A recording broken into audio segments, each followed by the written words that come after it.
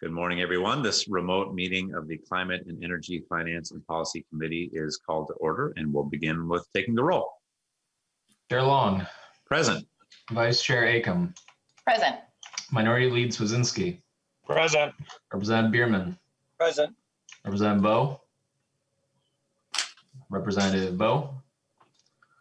Representative Christensen. Present. Representative Franson.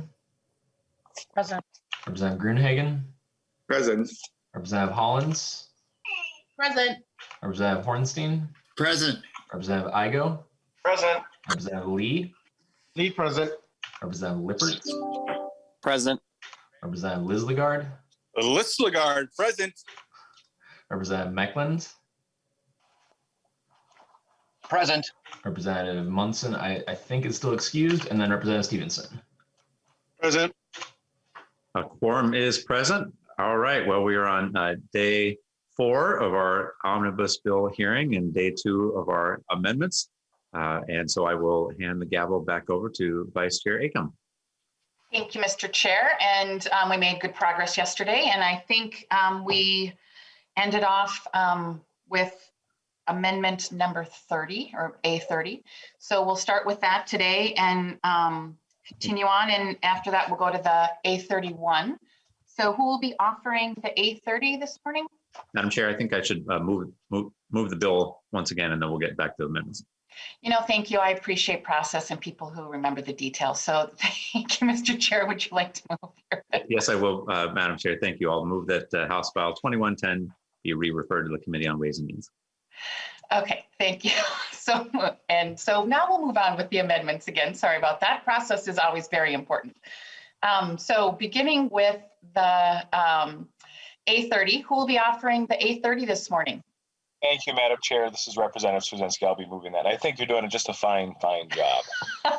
Well, I thank you for that support. Representative Swazinski, would you like to tell us about your amendment? Absolutely. The A30 Amendment simply just adds the Center of the American Experiment as a member of the Legacy Transition Task Force. I've been very intrigued with the testimony that they have as an organization have brought before the committee. I think they have a unique perspective that I think the task force would benefit from. And I would ask members to view this as a friendly amendment to bring some diversity of thought to some of the groups and have this approved. Thank you.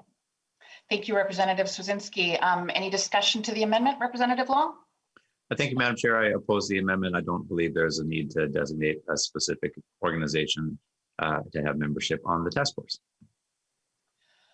Any further discussion, Representative Grunhagen? Oh, thank you, Madam Chair. Yeah, I would just strongly support Representative Swazinski's email. I'm familiar with the Center for American Experiment, and it brings a necessary perspective to that council.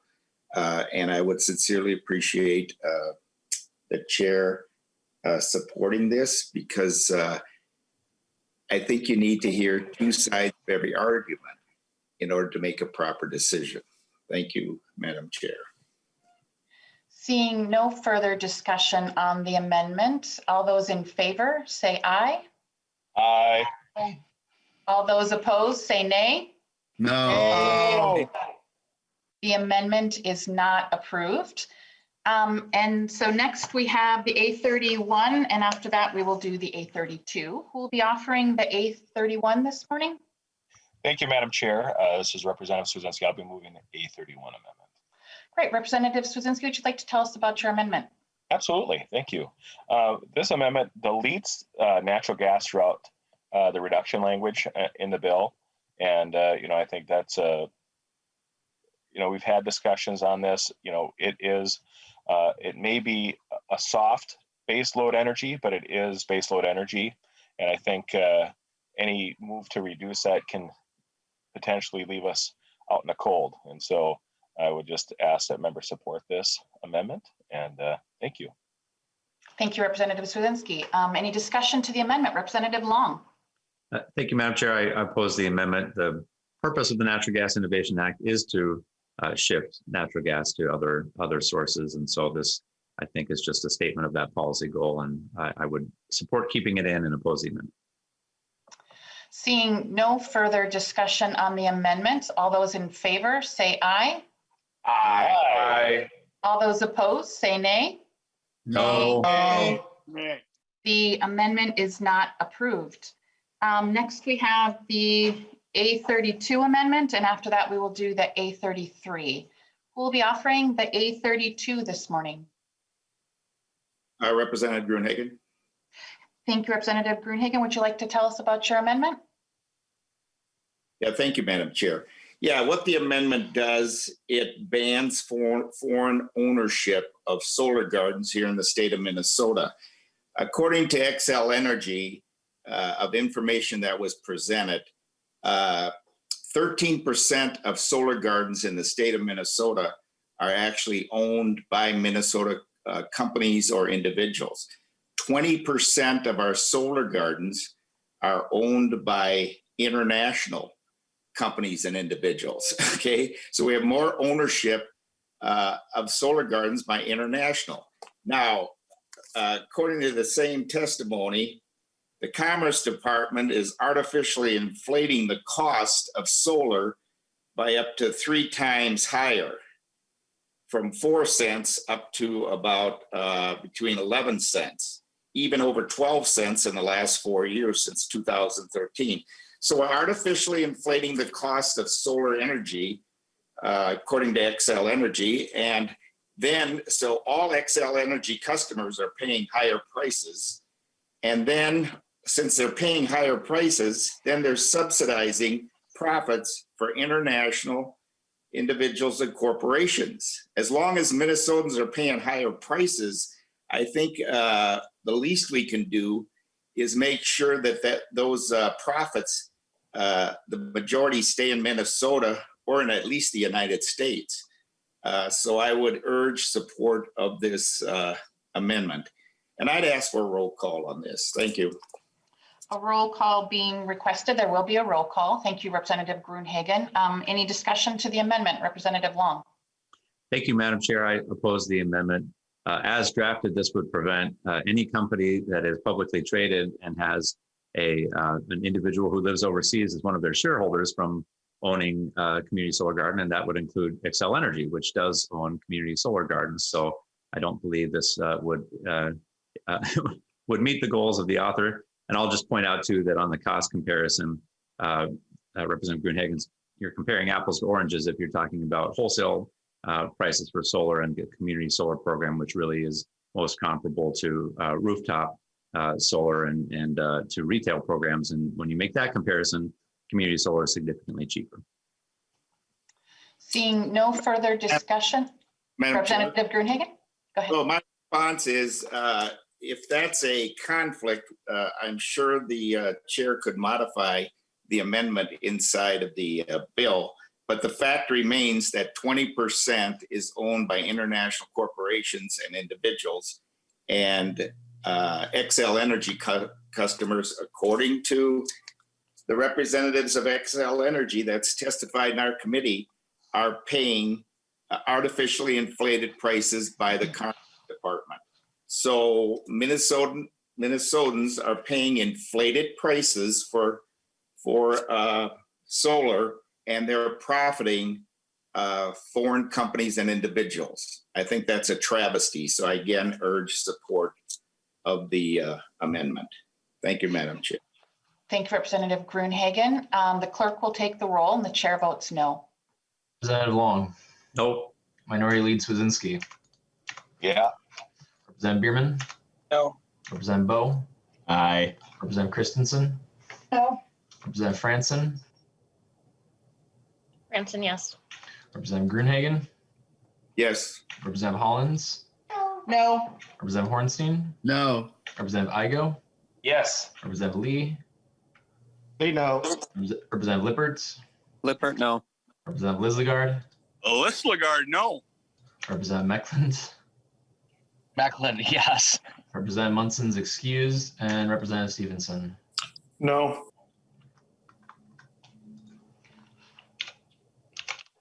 With 6 ayes and 10 nays, the amendment is not approved. And so next we have the A33, and after that we will do the A34. Who will be offering the A33? Representative Gruenhagen. Thank you, Representative Gruenhagen. Would you like to tell us about your amendment? Yeah, this just further expands on the testimony from Xcel Energy. According to their information, 13% of all solar gardens are owned by corporations or individuals here in Minnesota. As I said just previously, 20% are owned by international companies or individuals, and 67% are owned by out-of-state Minnesotans. Again, according to Xcel Energy, the Commerce Department, Minnesota Commerce Department is artificially inflating the cost. Those profits are now going to people like Warren Buffett and a utility out of Florida is cashing in on higher rates for Minnesota ratepayers. I again think this is a travesty. If we're going to artificially inflate the cost of solar to Minnesota ratepayers, the least we can do is have Minnesota companies and individuals own the majority of the solar gardens. Thank you, Madam Chair. Thank you, Representative Gruenhagen. Any discussion to the amendment? Representative Long. Thank you, Madam Chair. I oppose this amendment for similar reasons as the last one. As I mentioned, there are publicly traded companies like Xcel that do own community solar gardens, and they have shareholders from all over the country. And so I think this would prevent potentially companies like that from owning community solar gardens. And I don't believe that that is the intent of the author, so I would oppose the amendment. Any further discussion? Thank you, Representative Gruenhagen. Go ahead. Yeah, thank you, Madam Chair. Thank you, Representative Long or Chair Long for that response.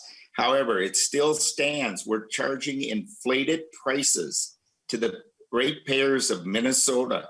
And this means fixed income and low income people. This is nothing more than this artificially inflated prices is nothing more than a transfer of wealth from the poor and low income people to the wealthy. That's what this is about. We shouldn't be doing that. We should make sure that people in Minnesota are actually benefiting versus out-of-state investors and international, which tells you when you have 67% of out-state and 20% of international, it's a government mandated feeding trough, okay? And it hurts our farms, businesses, and our least and our low income people the most, including minorities. So, Madam Chair, I would urge a yes vote. Seeing no further discussion, all those in favor of the amendment say aye. Aye. Aye. All those opposed say nay. No. Nay. The amendment is not approved. And next we have the A34 amendment. After that, we will do the A35. Who will be offering the A34 this morning? Representative Franson, Madam Chair. Thank you, Representative Franson. Would you like to tell us about your amendment? Certainly. So basically, the A34 simply removes the district energy contract extension. I don't believe that the case was made for $98 being the right price. We have zero idea of who is benefiting and whether they can even justify the $98. So I was provided some financials. I do not find those financials to be very useful in the information that I was looking for. So I'm not comfortable passing bills that directly enrich for-profit companies. To me, it's a grift with the taxpayers being fleeced. So Madam Chair, I would respectfully ask for a no vote. Thank you, Representative Franson. I mean a yes vote, sorry. You'll be early. voting no, but I'll be voting yes. It's early. Okay, we got it clear. We understand what you're asking for. And so any further discussion to the amendment, Representative Long? Thank you, Madam Chair. I oppose the amendment. I think we discussed this project a little bit yesterday, but the district energy project, the price agreement in the bill is a savings to ratepayers over the current price. And this project not only provides important energy to the downtown St. Paul area, but also is providing an important service with the Emerald Ash Borer as a destination for those trees. We don't have another backup plan right now. So this is a temporary 2-year deal to try to help come up with a backup plan for Emerald Ash Borer, and also to transition this plant towards an electrified plant. So I think it's in the best interest of all Minnesotans to move forward. Thank you, Representative Long. Seeing no further discussion on the amendment, all those in favor say aye. Aye. All those opposed Aye. say nay. No. The amendment is not adopted. We next have the A35 amendment, and after that, we will do the A36. Who will be offering the A35 this morning? Representative Gruenhagen. Thank you, Representative Gruenhagen. Would you like to tell us about your amendment? This is Maryland's. No, I'll be there in a second. Okay, sorry about that. I got in. Basically what this does, and again, it's based on committee testimony by Xcel Energy representatives. Okay, so this is very factual and right from the industry. As I referenced before, the Minnesota Commerce Department is artificially inflating the cost 2.5 to 3 times higher over the last 4 years than what the actual market rate is. A market rate, according to Xcel Energy, is 4 cents per kilowatt hour on solar gardens. Why we would step in with socialism and mandate higher rates versus allow the market to set the rate is difficult for me to understand when we're supposed to be Americans, not socialists, okay? And yet this is what government does. Government makes things worse, okay? Not better, 95% of the time. So what this amendment would do is allow the market rate, 4 cents, to be charged, not the artificially inflated rate by the Minnesota Department of Commerce. And then again, all Xcel Energy companies are paying higher rates because of this artificially inflated charge by Minnesota Commerce Department. Again, it's benefiting out-of-state investors to the tune of 67% and international investors to the tune of 20%. So we're forcing Minnesota ratepayers to pay higher artificially government mandated rates to benefit and enrich people who don't even live in our state. That's a travesty. And Madam Chair, I'd request a roll call on this. Thank you. A roll call being requested. We'll have a roll call. Thank you, Representative Gruenhagen. Any discussion to the amendment? Representative Long. Thank you, Madam Chair. I oppose the amendment. If Representative Gruenhagen is concerned about government setting the price, then his amendment is the wrong direction because he's actually setting the price by this amendment. But I would just point out that as I mentioned earlier, the apples to oranges comparison of utility scale large solar versus the types of smaller projects that are capped at 1 megawatt and so aren't able to get the same size reductions in price as you are with a very large installation. This is set by the value of solar rate, which is designed explicitly to hold consumers harmless by taking into account all of the values that solar provides. So I would oppose the amendment. Thank you, Representative Long. Representative Gruenhagen, did you have a response? Yeah, thank you. Thank you for that response, Chair Long. So the choice is, members, do you believe Chair Long's response or do you believe Xcel Energy's response that actually deals with the programs, sets the price, and has given us the information in committee on what's actually being done?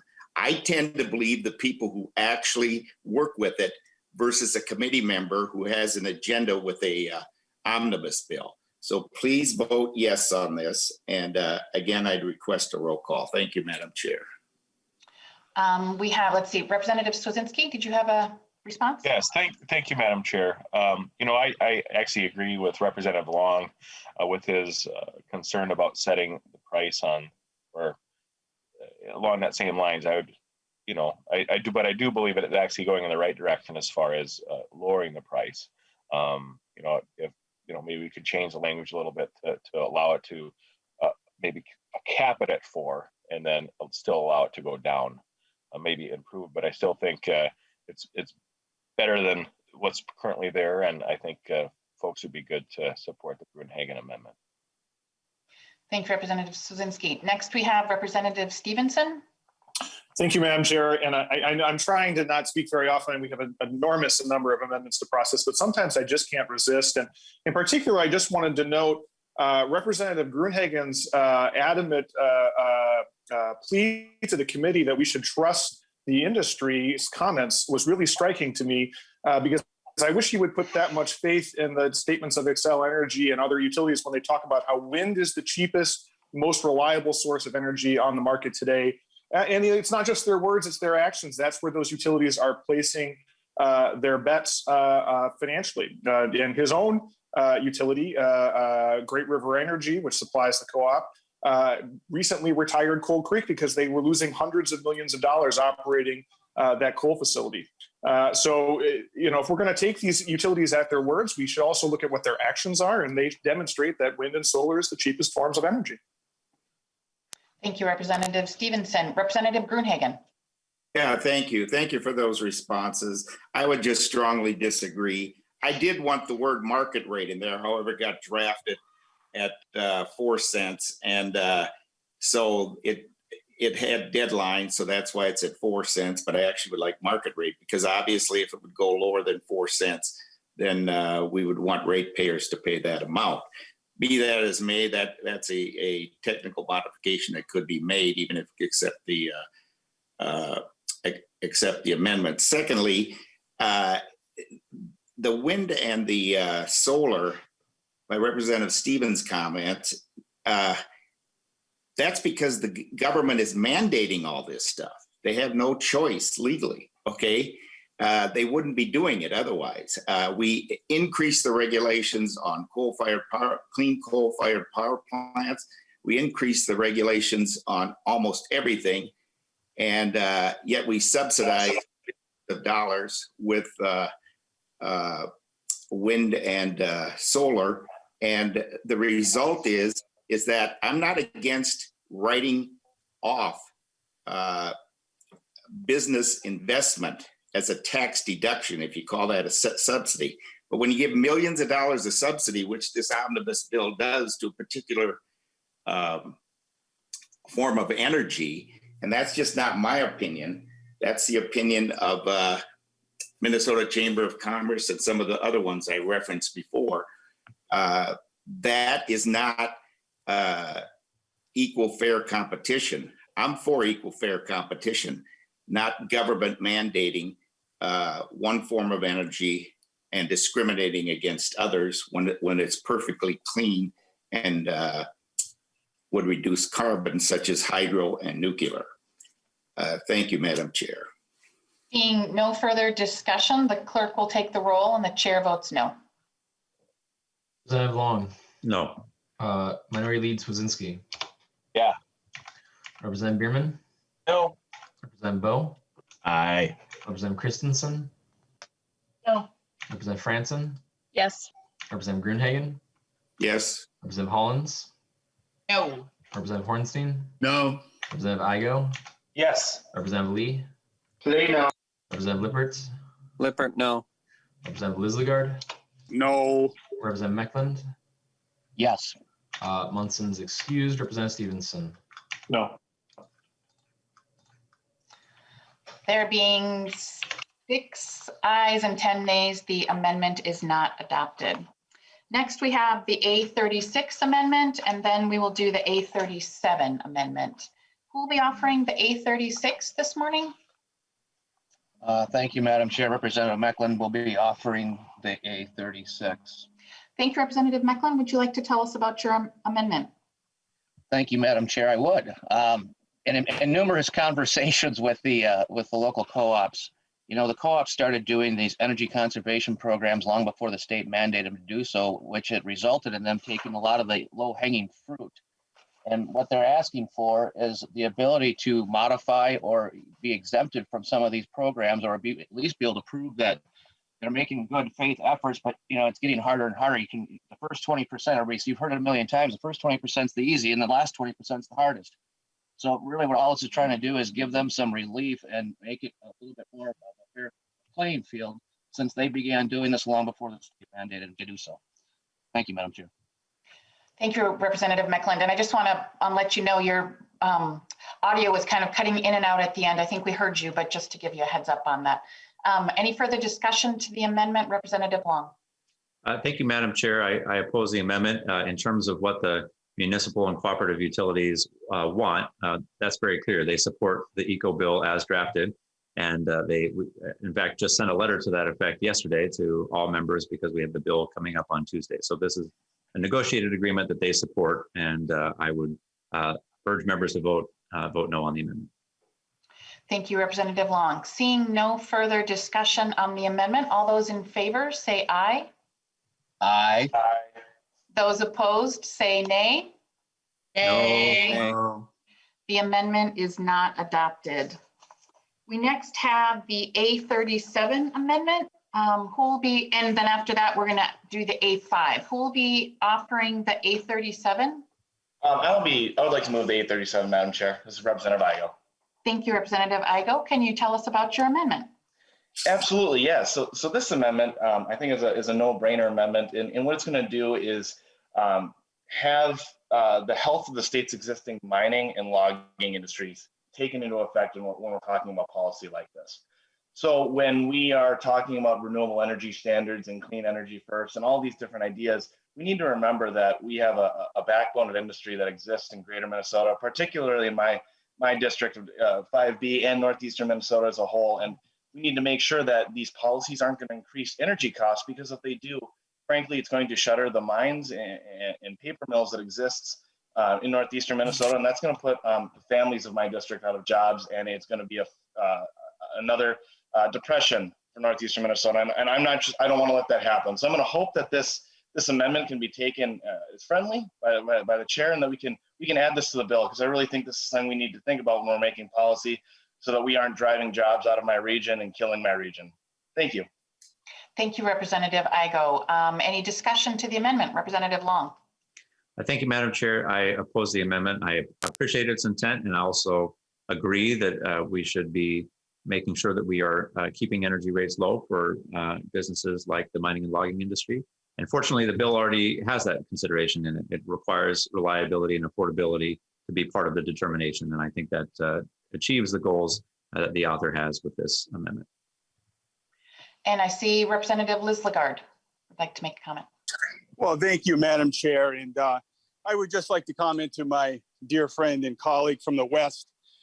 I live and represent the core part of the Iron Range and the meat and potatoes. And I will support your amendment, because we do have to take all of this into consideration, and we need to keep our business and our industries and our families viable moving forward. But I do represent the core part of the Iron Range. Thank you, Representative Liz Lagarde. Representative Igo. Thank you, Representative Liz Lagarde. And Madam Chair, I'd like to request a roll call on this. Thank you.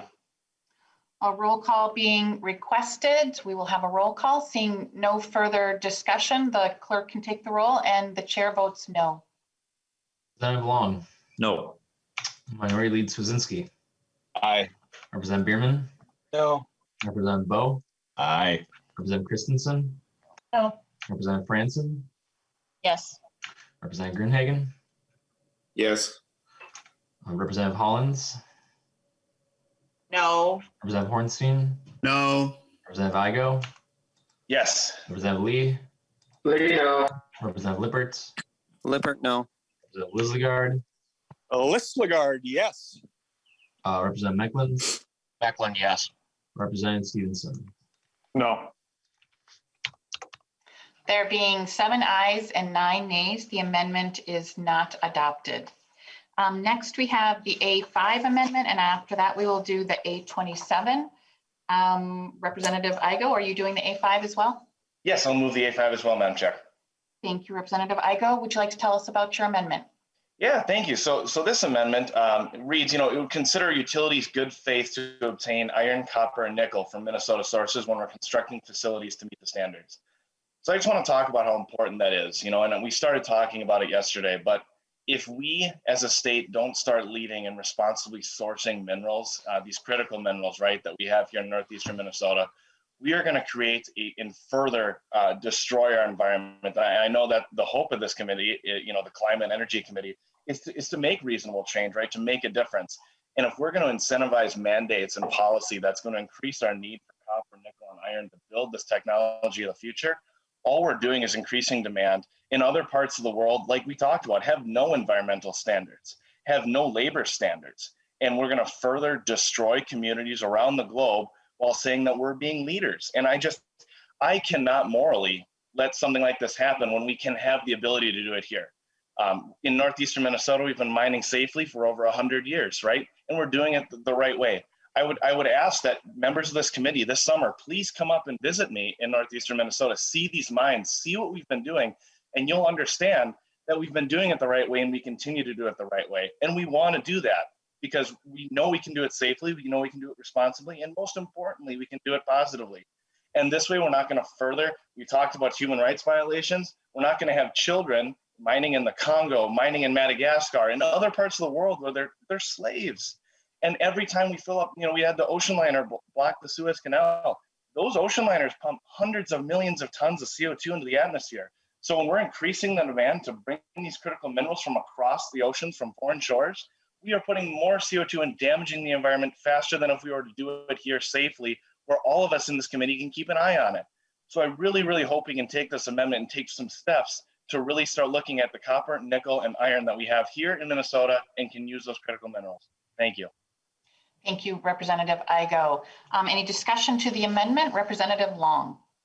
Thank you, Madam Chair. I oppose the amendment. I don't believe that the Public Utilities Commission is the right entity to be able to make these determinations, and I don't think it's a workable amendment as proposed. Thank you, Representative Long. I think next we had Representative Liz Lagarde. Oh, thank you, Madam Chair. And once again, to my dear colleague, Representative Igo, I'll give you even a better tagline. Made right, made in Minnesota by the men and women who work and live here. Thank you. This is a good amendment. Thank you, Representative Liz Lagarde. Representative Stevenson. Oh, I just wanted to briefly comment. I appreciated Representative Igo for his invitation to visit the Iron Range. I actually love going to the Iron Range, and particularly enjoyed when Representative Liz Lagarde 2 years ago took a number of the members of the committee up to the Iron Range. Representative Long, Representative Acom, I know, went, myself, perhaps others that I'm not thinking of off the top of my head. And we did visit a number of mining facilities and saw firsthand the good care and effort that our friends in northeastern Minnesota put into it. So I just wanted to recognize that Representative Liz Lagarde has been championing issues like this, and I think he has better solutions than this particular amendment. So I'll be voting no on this and voting for the Liz Lagarde approach later. Thank you, Representative Stevenson. Representative Igo. Well, I just want to thank Representative Stevenson for his comments, but maybe it's time for another visit then if you guys aren't ready to vote for an amendment like this. So thank you. Thank you, Representative Igo. Seeing no further discussion, all those in favor of the amendment say aye. Aye. Aye. Aye. All those opposed say nay. No. Nay. No. The amendment is not adopted. We next have the A27 Amendment, and after that, we will do the A38. On the A27, who will be offering that? Is it Representative Igo? Yep, that's me again. Representative Igo, would you like to tell us about your amendment? Yeah, so this amendment is a bill I've been working on, and it's to declare Minnesota a mining-friendly state. And I think that's a really important step to continue the conversation we're having this morning. Our state agencies, our PUC, our MPCA, all of those are funded by the taxpayer, right? And I think it's important that we have an attitude here that the state of Minnesota is mining friendly. So when we're looking at companies that want to come here and utilize these critical minerals, right, to take away from the environmental destruction that's happening around the world, to take away from the human rights violations, to create a source of critical minerals that's coming from Minnesota, that's domestic, that we can spread to the rest of our country.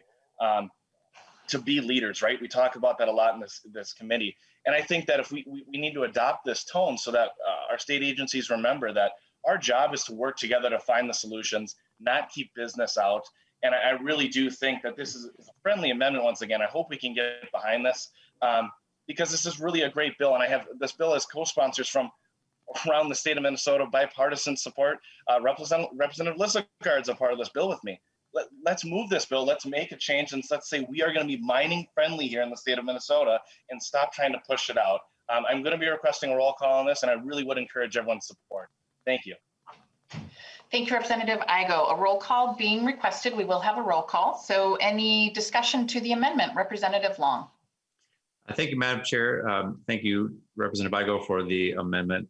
I'll note that when you introduced that bill, it was not referred to this committee. It was referred to the Environment Committee.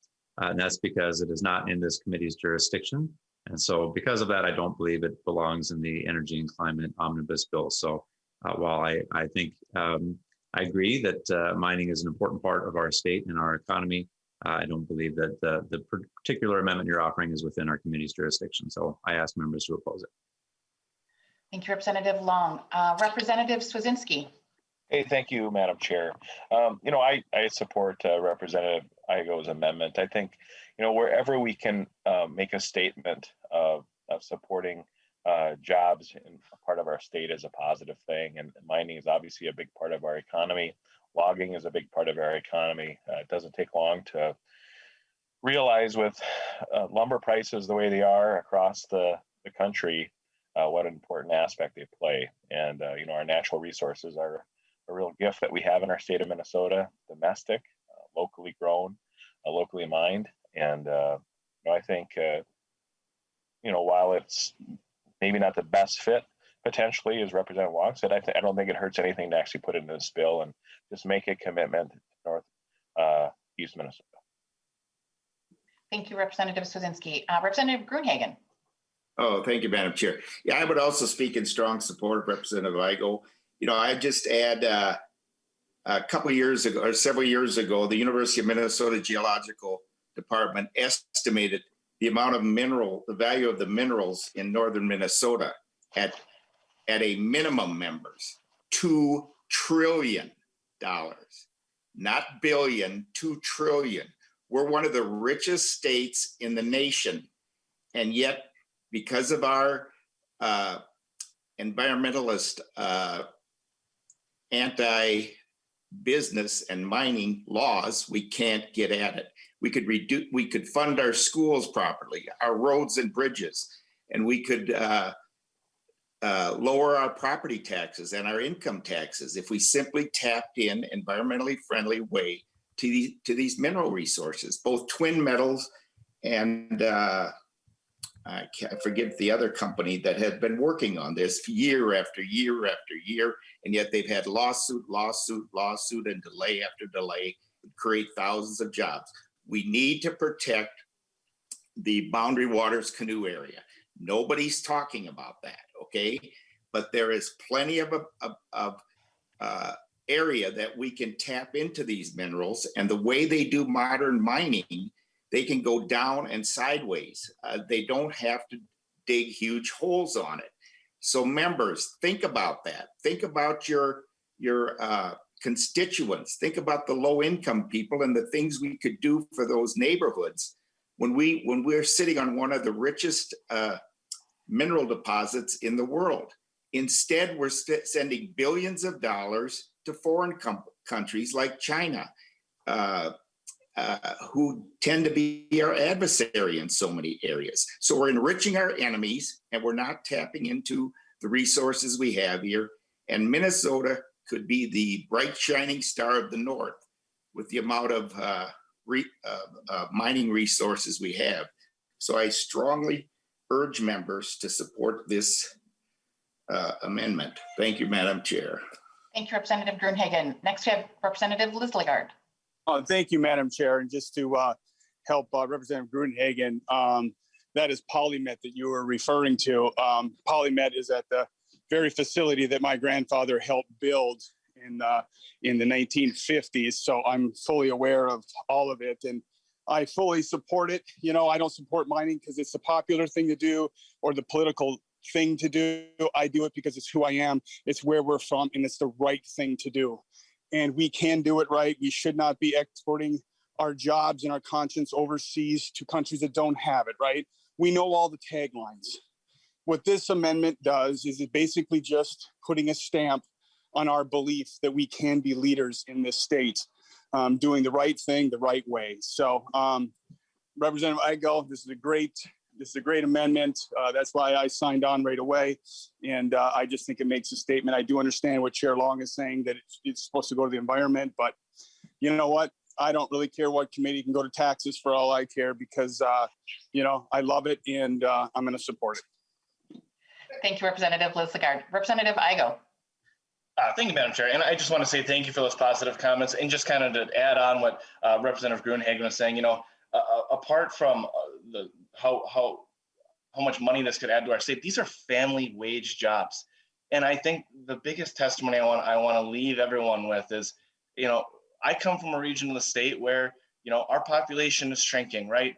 We're looking for more jobs. We're looking for a way to keep our youth there. That's why I ran for office, everyone. That's why I'm here, is to find ways to grow my region so that I can raise a family that, like my family did for me.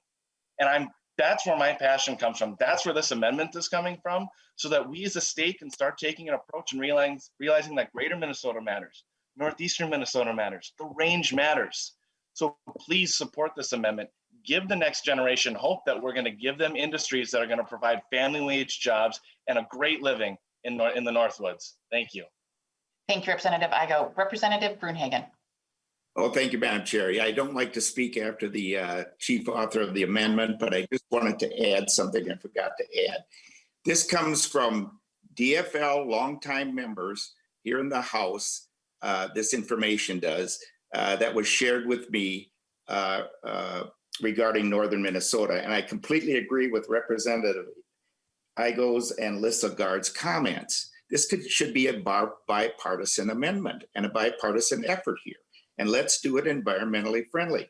But the DFL members from the Iron Range shared with me that years ago, the Iron Range and Duluth area had more millionaires per capita than any place else in the United States. Think about that, members.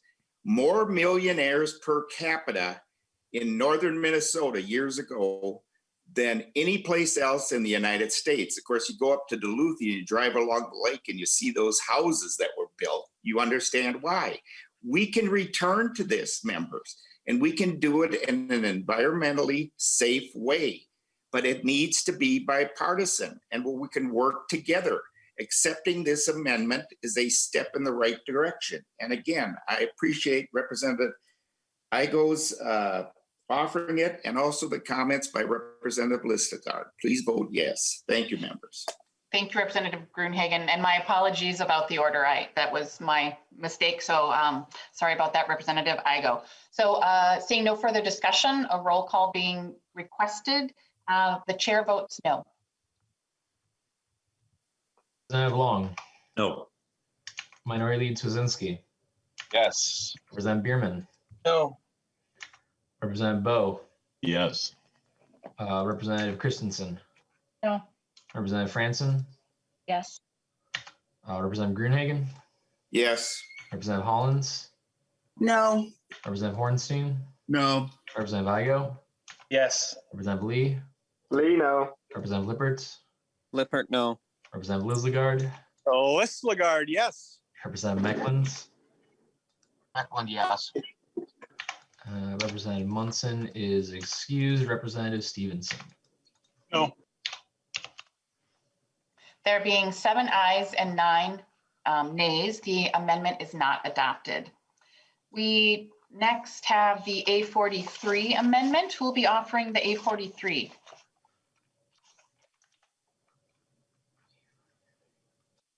Representative Gruenhagen.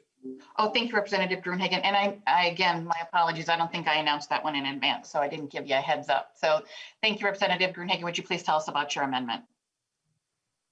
Hey, thank you, Madam Chair. Yeah, what this amendment does, it simply says the people who own the solar gardens should pay for the cleanup. one day these solar gardens, which we know have a lot of caustic elements in them that are going to be Representative speaking to the A38. Oh, I'm Representative Gruenhagen. I'm sorry. I'm sorry. We're on the A43. My apologies. I had announced that we were going to do the A38, but we're actually on the A43. My apologies. Are you offering the A43 so Madam Chair, as well? We're going to do the A43 right now. No. Okay, I'm offering the A43. Okay, great. Okay. I think what you were describing was the A38. So my apologies. We're going to do the A43. We're human, make mistakes, okay? That's right. Thank you. If we show a little bit of grace, we can all go through this easier. Okay, the A43 you want to do. Okay, what this does, it removes the prevailing wage requirement on the construction of solar gardens. We had testimony in this committee that this artificially inflates the price of the solar garden construction. The other thing it does, it discriminates against other construction companies that cannot meet the prevailing wage requirements. And specifically, this includes many minority construction companies. So a vote for this amendment will eliminate that requirement in the bill and open up minority construction companies to participate in this construction, if this bill unfortunately would become law. But the least we can do is reduce the cost rather than artificially inflate it. According to the Minnesota Chamber of Commerce, Minnesota has the 4th highest prevailing wage law in the nation. This artificially inflates, you know, our roads and bridges funded by state tax dollars, our colleges and universities, it inflates. Millions of dollars are artificially inflated on these construction costs where state tax dollars are. Here we're talking simply about the construction of solar gardens. The result would be minority businesses that can't meet the standard but still do an excellent job. Things are inspected, permits are given. We have a check and balance in the system, could actually participate. So members, give these minority businesses and other businesses an equal playing field. I don't want to discriminate against union jobs, but I do want to create an equal playing field of competition. And that's what creates the best quality construction at the lowest cost to taxpayers and to society in general. So members, I urge support, and I would ask for a roll call. Thank you, Representative Gruenhagen. A roll call being requested. There will be a roll call. Any discussion to the amendment? Representative Long. Thank you, Madam Chair. I oppose the amendment strongly. We need to ensure that clean energy jobs are good paying jobs. And we know that prevailing wage benefits local communities and construction workers. Representative Igo, in his comments on the last amendment, talked about family wage jobs. And this is ensuring that clean energy jobs are family wage jobs. And I believe that is important for us to do. Other states have moved forward with requiring prevailing wage for large clean energy projects. I don't think Minnesota should be left behind in that. And I'm glad that a roll call is requested because I really want to see how folks are standing up for or not for family wage jobs in our state. Thank you, Representative Long. Further discussion, Representative Swazinski. Thank you, Madam Chair. And just a question, I mean, is it common? Community solar gardens are not a state project. These are private industry things that, I mean, obviously it's the price is set by the state, but it's my understanding that these are, I mean, the companies that bid on these can pay prevailing wage, but they bid on the project, they get either approved or don't approved. I mean, there's nothing banning this. Why is it necessary? And is it common practice for the state of Minnesota to require private projects to pay prevailing wage? You know, I understand, you know, in the housing industry, when we talk about affordable housing with grants, one of the big complaints is because of the prevailing wage component, oftentimes the increased labor costs offsets any benefit to actually receiving the grant when policy positions like this. And again, and So I'm just like, is this a common thing? Where else in state law do we require private companies to pay it? I understand that if they negotiated or if they unionize, that's one thing, but where do we else in state policy do we require it? And I'm asking that as a real question. I don't know. And Representative Maybe Susan nonpartisan staff could answer that. Mr. Elaf, are you available to answer that question, or? Madam Chair, Representative Swinzinski, I'm not familiar with how the labor law and the wage law works in this state. Sorry. Representative Long. Thank you for the question, Representative Swinzinski. So this would be an expansion of our existing prevailing wage requirements, but I think it's an important and timely one because we are seeing a large boom in our clean energy economy, and we want to make sure that as we are moving forward with this boom, that we are ensuring that we have good wage, family supporting jobs in our state. And in my view, the energy economy, where we're talking about projects that are approved through the Public Utilities Commission and through regulated utilities, those are projects in the public interest. And I think that the state has an interest in ensuring that those projects are providing good jobs. Thank you, Madam Chair. Representative Swinzinski, follow up. I forget who actually had this provision, who carried this as an individual bill, Chair Long. Representative Long. I did. Okay, did this portion, I'm guessing this portion did go through the labor bill or the labor committee? Representative Long. Representative Swinzinski, no, it did not. Okay. I mean, I understand what you're trying to accomplish with it. It's just, with your conversations with the industry folks within, I mean, with your testimony, you said that you want to, with large projects, which we admit that solar gardens have become a large part of the solar mix in the state. What do the industry folks say about this? Because you've got other bills that try to reform the program by changing it, by increase the cost in the revenue recovery. What does the industry folks said about this? Do they support this? Do they think the numbers work with the inflated price and stuff? And then now asking prevailing wage on top of it. How does that process work? Representative Long. What have they said? I mean, what have they said about it? Sorry, Representative Swinzinski, I didn't mean to cut you off. Representative Long. It's okay. Thank you, Madam Chair. You'd have to ask them. We did not have opposition testimony from any developers when we heard this bill. Well, I talked to other folks, and I just think this is. I understand what you're trying to do. I agree with Representative Grunhagen on this amendment. I think, if I'm all for if they unionize and they can bid in and they can get the project, I think that's fine. But by the state stepping in on a private investment, would this require, if this is in, let's say, community solar garden actually wanted, let's say a bunch of volunteers got put together and said, hey, we want to build our own solar garden, right, as a community. Would they be able to volunteer and do that, or would they be forced to pay prevailing wage if this passes? How would that process work? Is that a question for the author of the bill?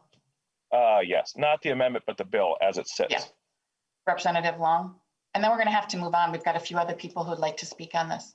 Representative Long.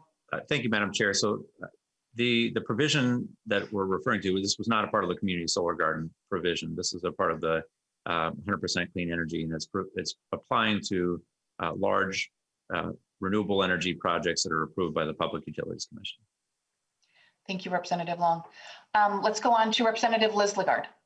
Well, thank you, Madam Chair. And I am so grateful that this is being roll called. All the conversations we have, everybody knows that I'm a labor guy, business, labor, and community. We have to have business successful, so labor has an opportunity to provide for their families so our communities can prosper.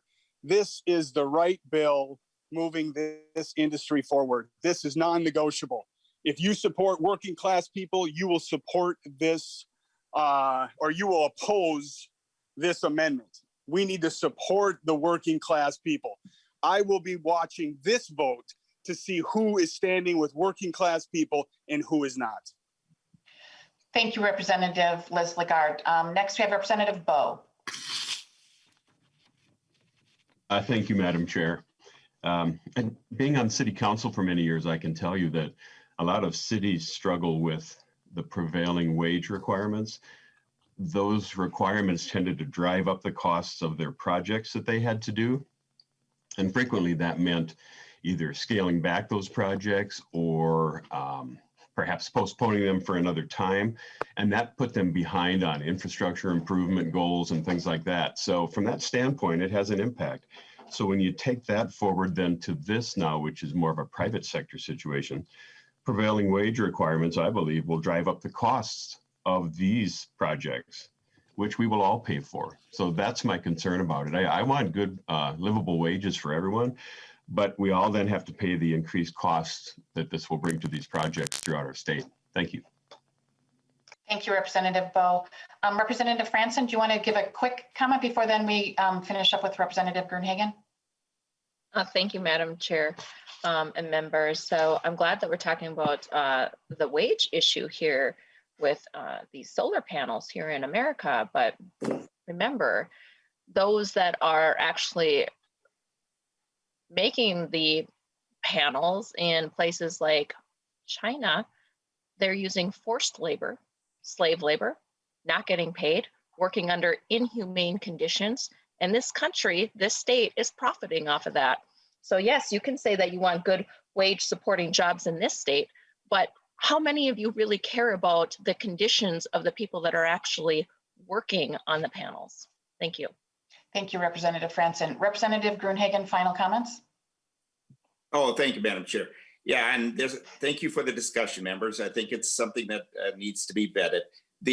Again, I just remind members you're voting against and discriminating against minority construction company participation in this, as we had testimony to that effect in committee. So think through that carefully, members, and appreciate your support. Thank you, Representative Gruenhagen. A roll call being requested. The chair votes no. Representative Long. No. Minority Leader Swedzinski. Aye. Representative Bierman. No. Representative Bowe. Aye. Representative Christensen. No. Representative Franson. Yes. Pardon me, can you repeat that, Representative Franson? Yes, by ES. Thank you. Representative Gruenhagen. Yes. Representative Hollins.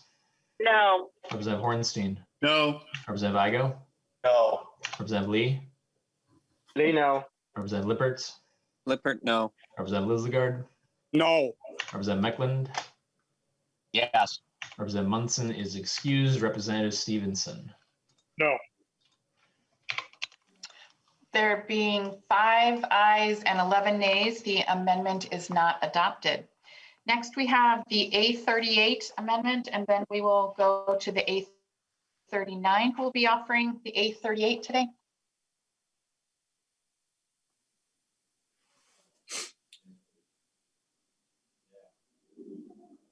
Is that the A38 you said? Yes. Oh, okay, thank you. Yes, I am offering the A38. Thank you, Representative Franson. Would you like to tell us about your amendment?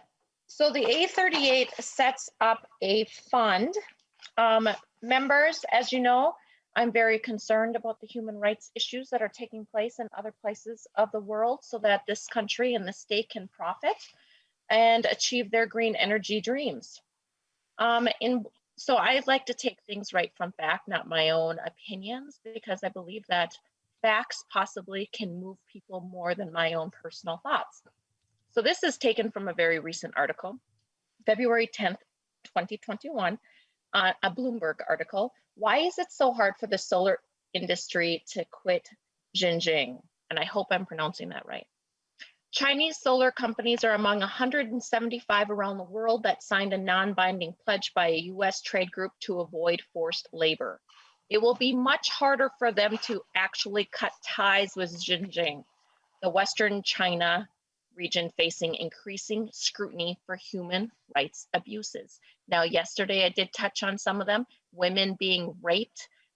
There's an article I posted on Twitter. It's just appalling. It's absolutely appalling. I implore you all to read it. That is from, I think, The Independent. The pledge from the Solar Energy Industries Association, a U.S. trade group, doesn't specifically mention Xinjiang. The region in Western China plays a dominant role in global solar supply chain, and it has also become the center of widespread accusations that the president is systematically oppressing Muslim Uyghurs. An accompanying press release, however, calls for the pledge's signatories to quit the territory over evidence of forced labor. This move sheds light on a dirty secret of the solar industry. It relies on Xinjiang and its cheap coal power to produce half of its key raw material. And with demand for panels set to explode as the US and China commit to more clean power, it will be even harder for the energy to quit the troubled region. Members, this is very disturbing stuff. So I believe that if we are going to profit and move toward this green utopia, then we need to be setting aside funding. And that's why I want a surcharge on the products to fund anti-slavery programs. However, this amendment was not exactly written the way that I would like it to be, so I am withdrawing it. Thank you, Representative Franson. The A38 has been withdrawn. Next, we have the A39, and after that, the A40. Who'll be offering the A39? Myself, Madam Chair, I will be offering the A39, similar to the amendment I just offered. This one I will not be roll calling. So I would like I will not be withdrawing. I would like a roll call on this one. So this is an electric car tax to fund anti-child slavery program in the Congo, $1,000 per car. Members, if you just take a nice little Google of this topic, you will find headlines such as Congo, child labor in your electric car. Are child minors exploited to manufacture electric cars? Child labor behind smartphones and electric car batteries. Apple and Google named in a U.S. lawsuit over Congolese child cobalt mining deaths. Children dying because we need this green utopia. So that is the amendment. Common sense, let's start a fund so that we can send money to nonprofits to help rescue these children and people who are living, human beings. These are human beings that need to be rescued from this industry that exploits them. Thank you, Representative Franson. And it's the ruling of the chair that the amendment is out of order under Rule 4.03, paragraph F, because it raises revenues and is not within our budget resolution. Can I appeal the ruling? You can appeal the ruling, and appeal the ruling, and I'd like a roll call. You can appeal. Yes, well, we have an appeal to the ruling. I'll get this figured out. And a roll call has been requested, so there will be a roll call. And just to make clear, a yes vote is to sustain the ruling of the chair, which is to not hear the amendment, and a no vote is to reverse the ruling of the chair.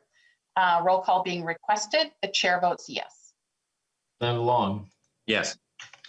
Representative Swazinski, or No. Minority Leader Swazinski. Representative Bierman. Yes. Representative Bo. Bo, no. Representative Christensen. Yes. Representative Franson. No. Representative Greenhagen. No. Representative Hollins. Yes. Representative Hornstein. Yes. Representative Igo. I go no. Representative Lee. Lee, yes. Representative Lippertz. Yes. Representative Lizagard is excused. Representative Mecklenz. No. Representative Munson is excused. Representative Stevenson. Yes. Madam Chair, you have me down as a no. This is Representative Swazinski. Sorry.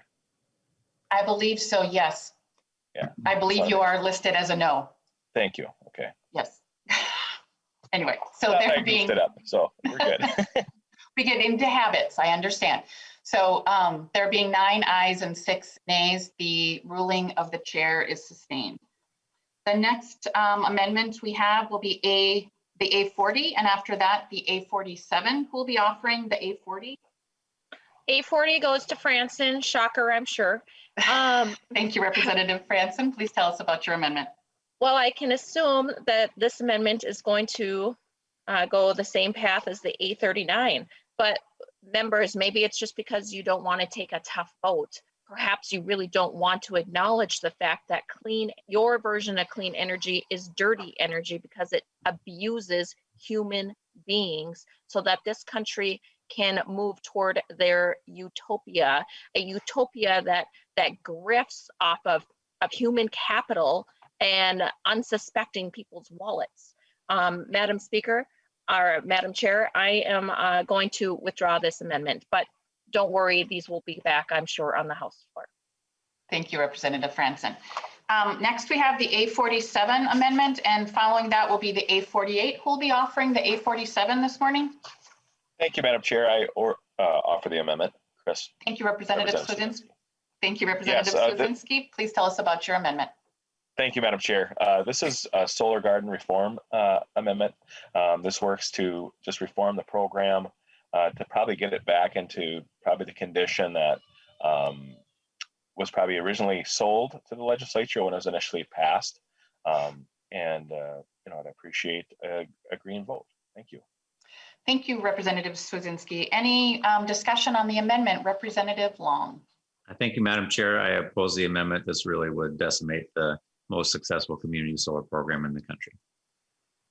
Seeing no further discussion on the amendment, all those in favor say aye. Aye. Aye. All those opposed say nay. No. Nay. The amendment is not adopted. And so the next we have the A48, and after that the A50. Who will be offering the A48 amendment? Madam Chair, Representative Gruenhagen. Thank you, Representative Gruenhagen. Would you please tell us about your amendment? Yeah, basically what the A48 does, it simply says that when cleanup time comes for the solar gardens, it does not include wind at this point, that it has the cost of the cleanup of these solar gardens has to be paid by the owners of the solar gardens, not higher rates for the rest of the ratepayers in the state of Minnesota. Again, since we've got, according to Excel, 67% of ownership outside the state and 20% outside the country, the least we can do is have them pick up the cost of cleanup on these, because one day these are going to go kaput, just like the windmills.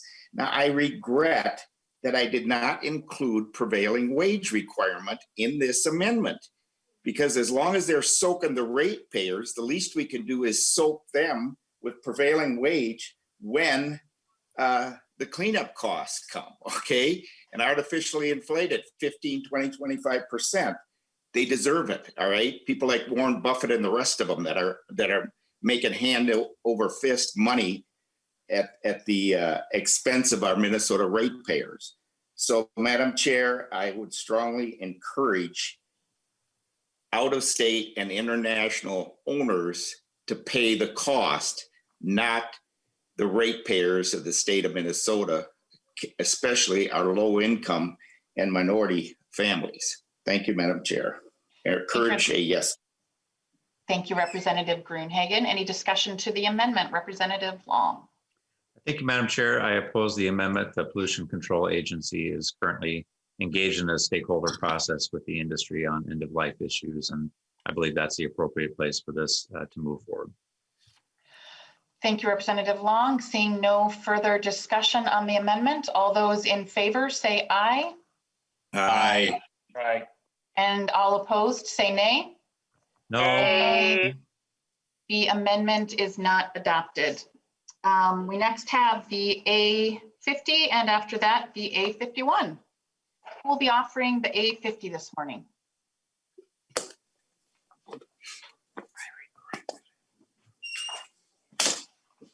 I'm sorry, Madam Chair, what number did you say? The A50, 50. Okay, Madam Chair, that would be Representative Mecklin will be offering the A50. Thank you, Representative Mecklin. Would you like to tell us about your amendment? Naturally, I would, Madam Chair. This is something that I've been thinking about for the last several years as I live right next to a large power plant. I've gotten to know a lot of the engineers, the people that, somebody needs to mute, sorry. A lot of the engineers, the folks that actually make these power plants run, and they have, a vast array of knowledge. We hear from some of the representatives of these power companies that, while they have a great way of explaining certain things, they don't actually make these places run. So a lot of these workers, engineers, and others would love to have their voice heard, but they're terrified that if they did, they would be either lose their job or lose their pensions going forward. So all this simply does is if they choose to come and testify, if they choose to have their voice heard, that they have protections under, from the state that they cannot have these, any repercussions back at them. I would also ask for a roll call. Thank you, Madam Chair.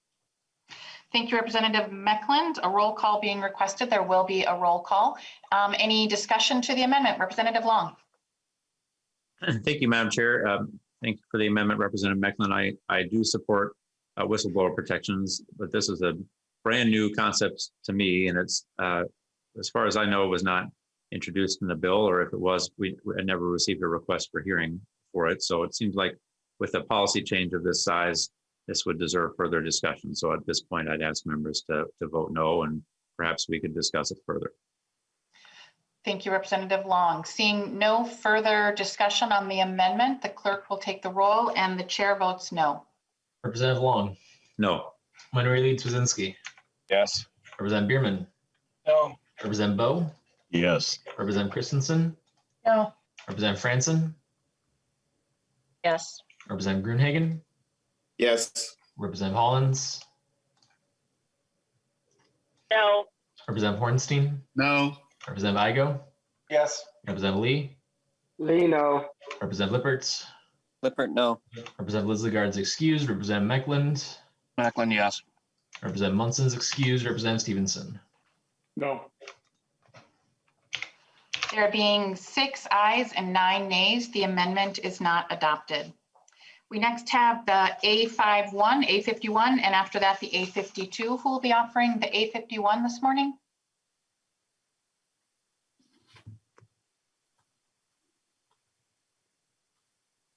Anyone offering the A51?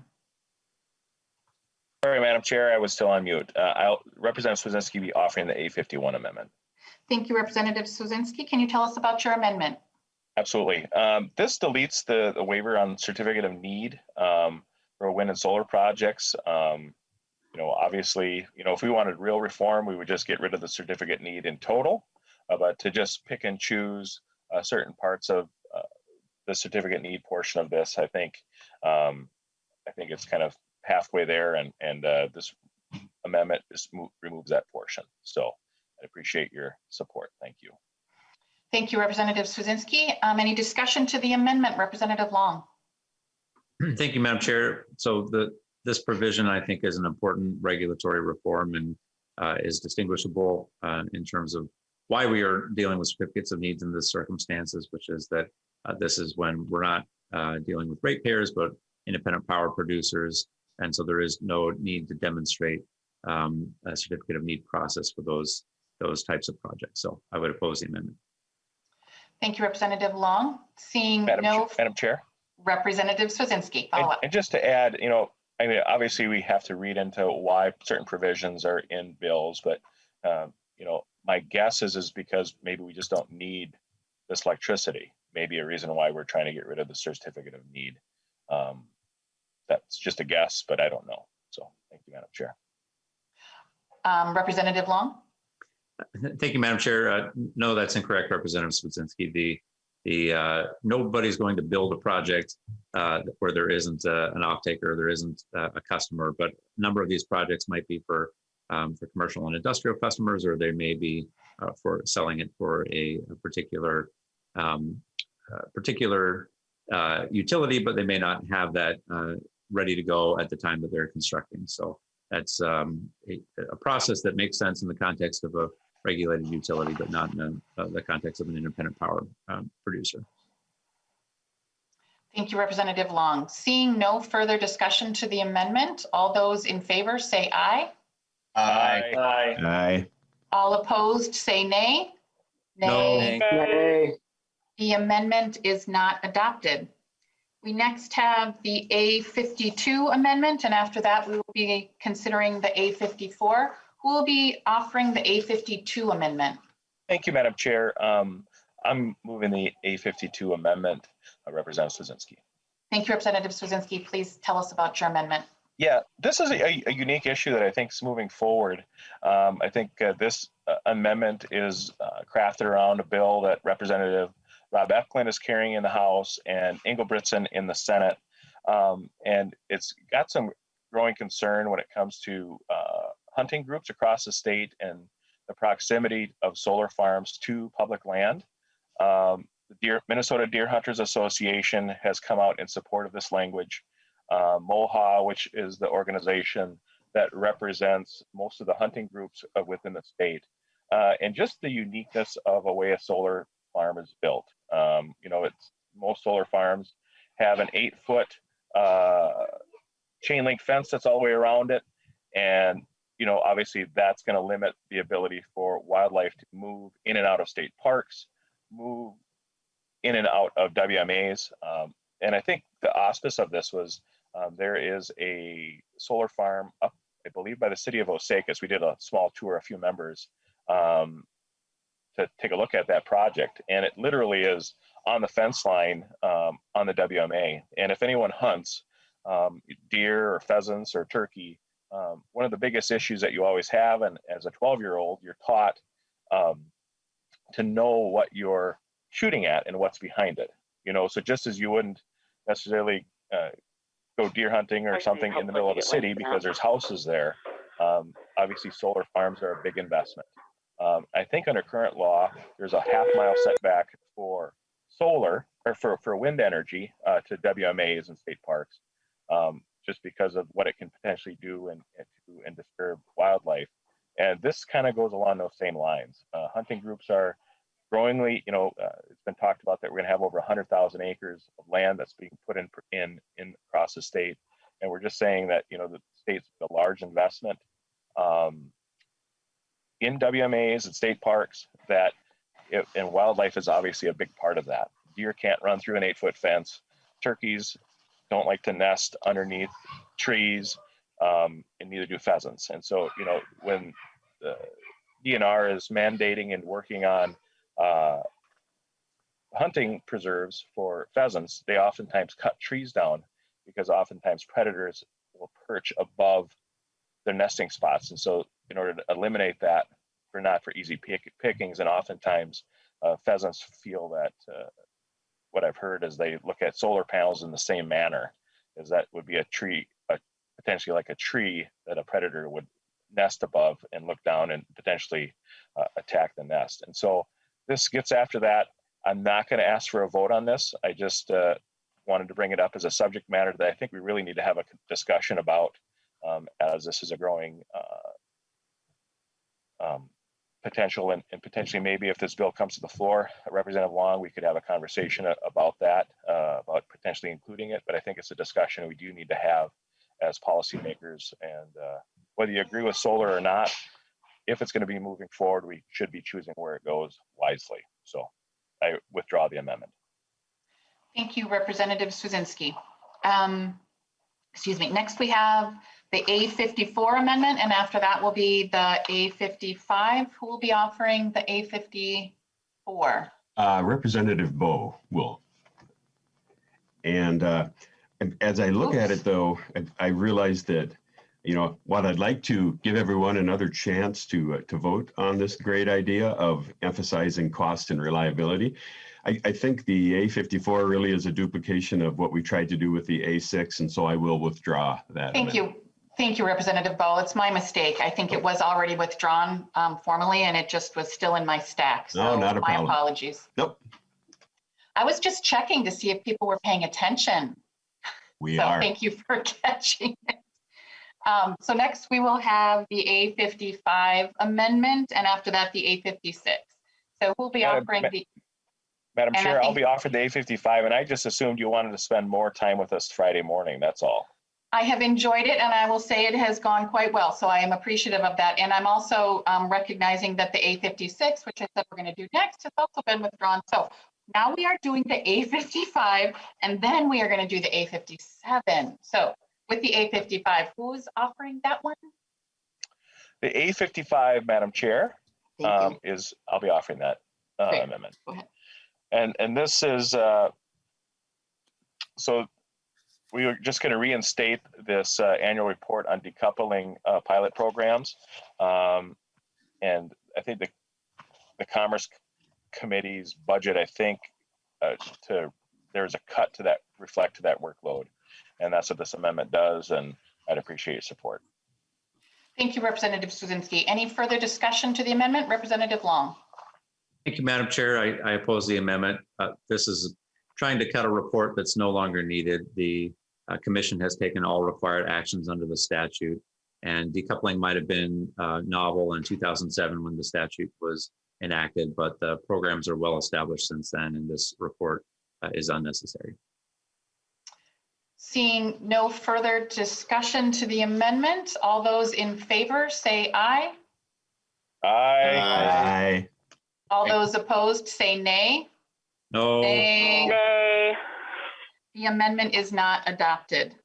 We next have the A57 Amendment, and we will then do the A58 after that. We are so close, people. Okay, so the A57, who will be offering the A57? Madam Chair, I'll be offering the A57 amendment. Thank you, Representative Swazinski. Would you like to tell us about your amendment?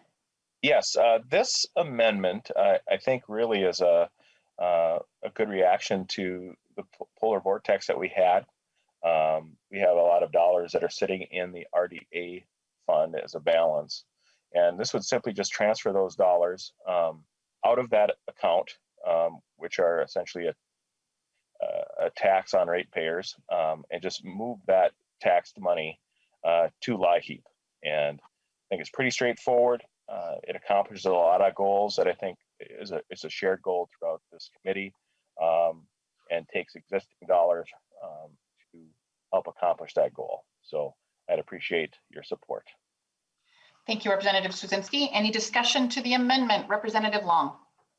Thank you, Madam Chair. I oppose the amendment. LIHEAP is an extremely important program and one I certainly support, but we did just get a large federal influx of money for our LIHEAP program, and this would remove a number of the really important programs that we're funding out of the Renewable Development Account in this bill. So I ask members to oppose it. Seeing no further discussion to the amendment, all those in favor say aye. Aye. All those opposed say nay. No. Nay. The amendment is not adopted.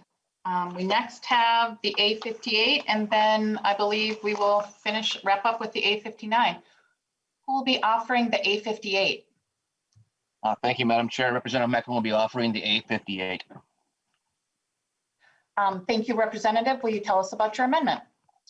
Thank you, Madam Chair. You know, we had this conversation a few weeks back, and I think some of our members may have took this amendment they had some strong feelings about it. But my concern and why I want the names of these cities included in here, I appreciate Representative Christensen's efforts to get some assistance with the host communities. And I realize that the language says that the host communities will be benefiting from this. My concern is long-term, down the road, 10, 15, 20 years from now, what else could attach to this program should it all still exist? By simply putting in the 8 names, it designates this particular program is specifically put together for these 8 cities. And that's the only reason I asked for it. I hope I can get Chair Long's support on this one. Thank you. Thank you, Representative Meckland. Any discussion to the amendment? Representative Long. Thank you, Madam Chair. I appreciate the intent of the amendment, Representative Meckland, and I certainly am supportive of Representative Christensen's bill and efforts to have cities do this important planning work. The only reason that I oppose the amendment is because I don't believe that the cities that have nuclear plants in them are facing the same level of urgency as other cities that are seeing coal plant closures imminently. And so it may be that we can come back in 10 or 15 years, as you mentioned, and add in the nuclear plant cities, but I don't believe that there's the same level of urgency, and I'd like to see our focus on those cities where there's a real time crunch. Thank you, Representative Long. Representative Igo. Thank you, Madam Chair. And, I just want to speak to Representative Beckland's amendment. This is just really important to my district, and to have the city of Cohasset listed in this, it would just, I think, make everyone in my community sleep just a little bit easier, knowing that they're going to make sure they're protected. They're in the legislation. This is a very tribulous time for my community as we're trying to figure out what we're doing, because we're ramping up these approaches, and that's a whole nother conversation. But I just really think this would be a great way to tip the hat to these host communities and just say, we're going to put you in this bill and we're going to make sure you're not forgotten. So thank you. Thank you, Representative Igo. Seeing no further discussion on the amendment, all those in favor say aye. Aye. Aye. Aye. Aye. All those opposed say nay. No. Nay. The amendment is not adopted. We next will have the A59, and I didn't forget the A60. So we have that after this one as well. So the A59, who will be offering the A59? Representative Franson, Madam Chair. Thank you, Representative. Can you tell us about your amendment, please?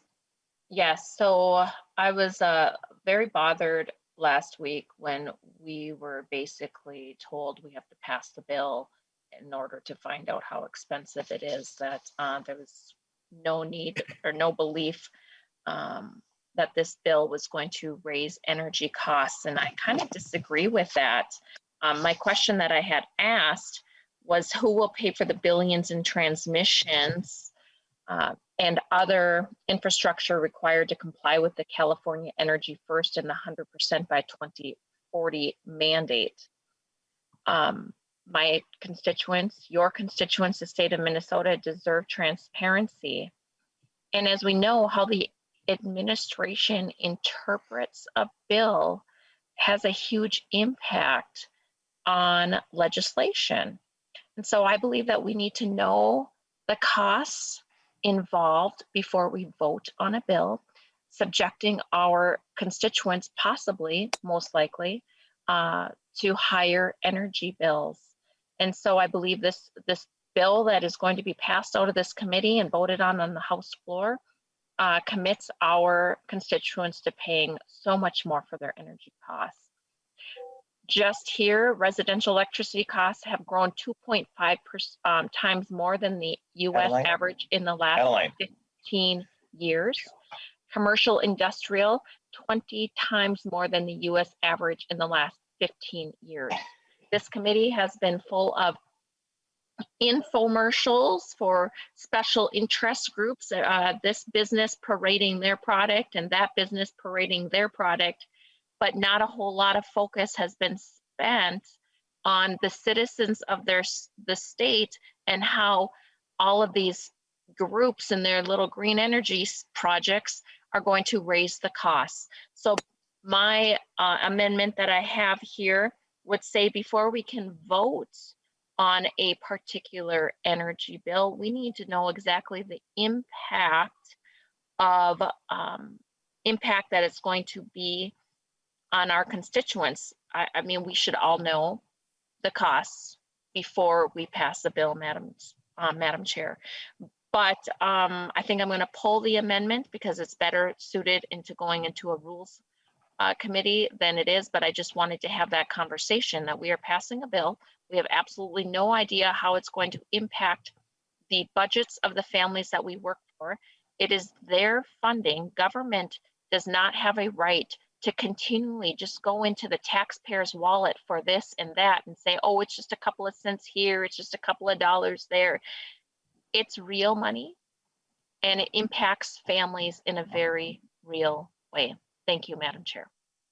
Thank you, Representative Franson. The A59 has been pulled.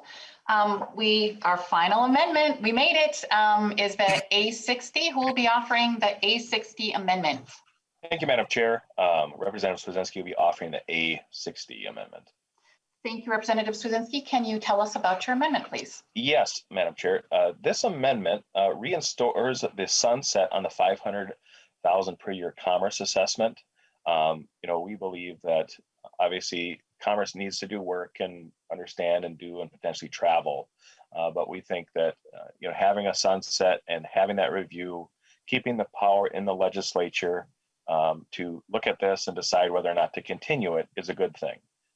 And always being able to have that ability to ignore it and it goes away. I think that's a wise decision. Whenever we get rid of a sunset, I don't think the state of Minnesota suffers. And so what I'd like to do is just reinstate that. I hope this can be viewed as a friendly amendment with the understanding that we need to empower legislature more than decrease its abilities. So I'd appreciate a green vote.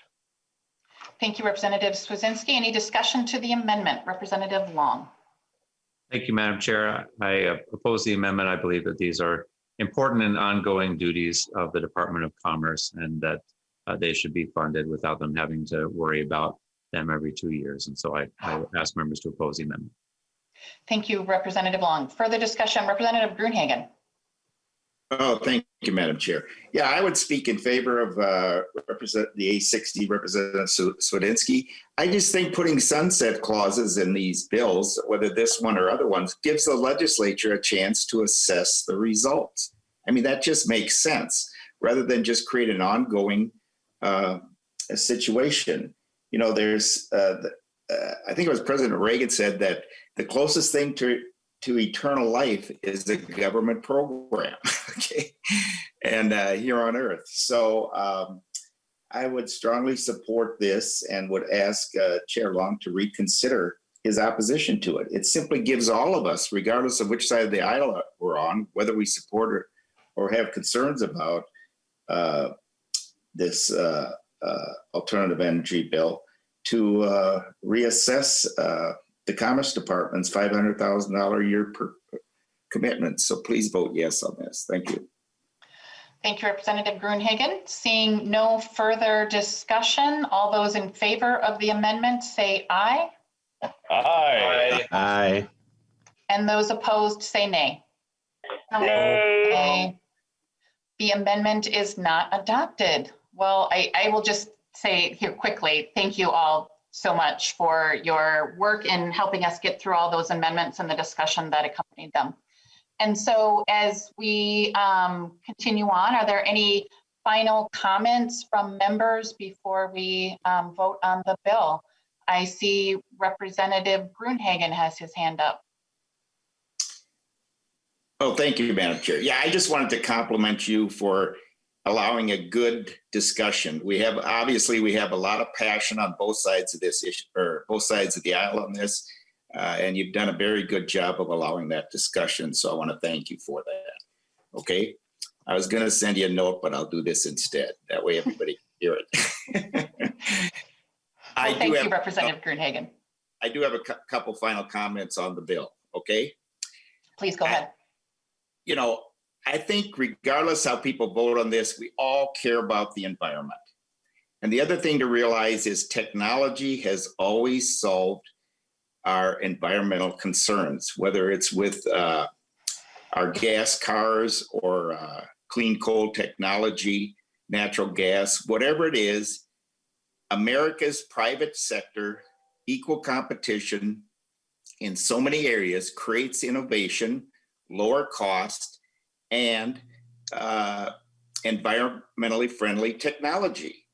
And I don't care whether it's mining or this or whatever area. So I'm not doubting anybody's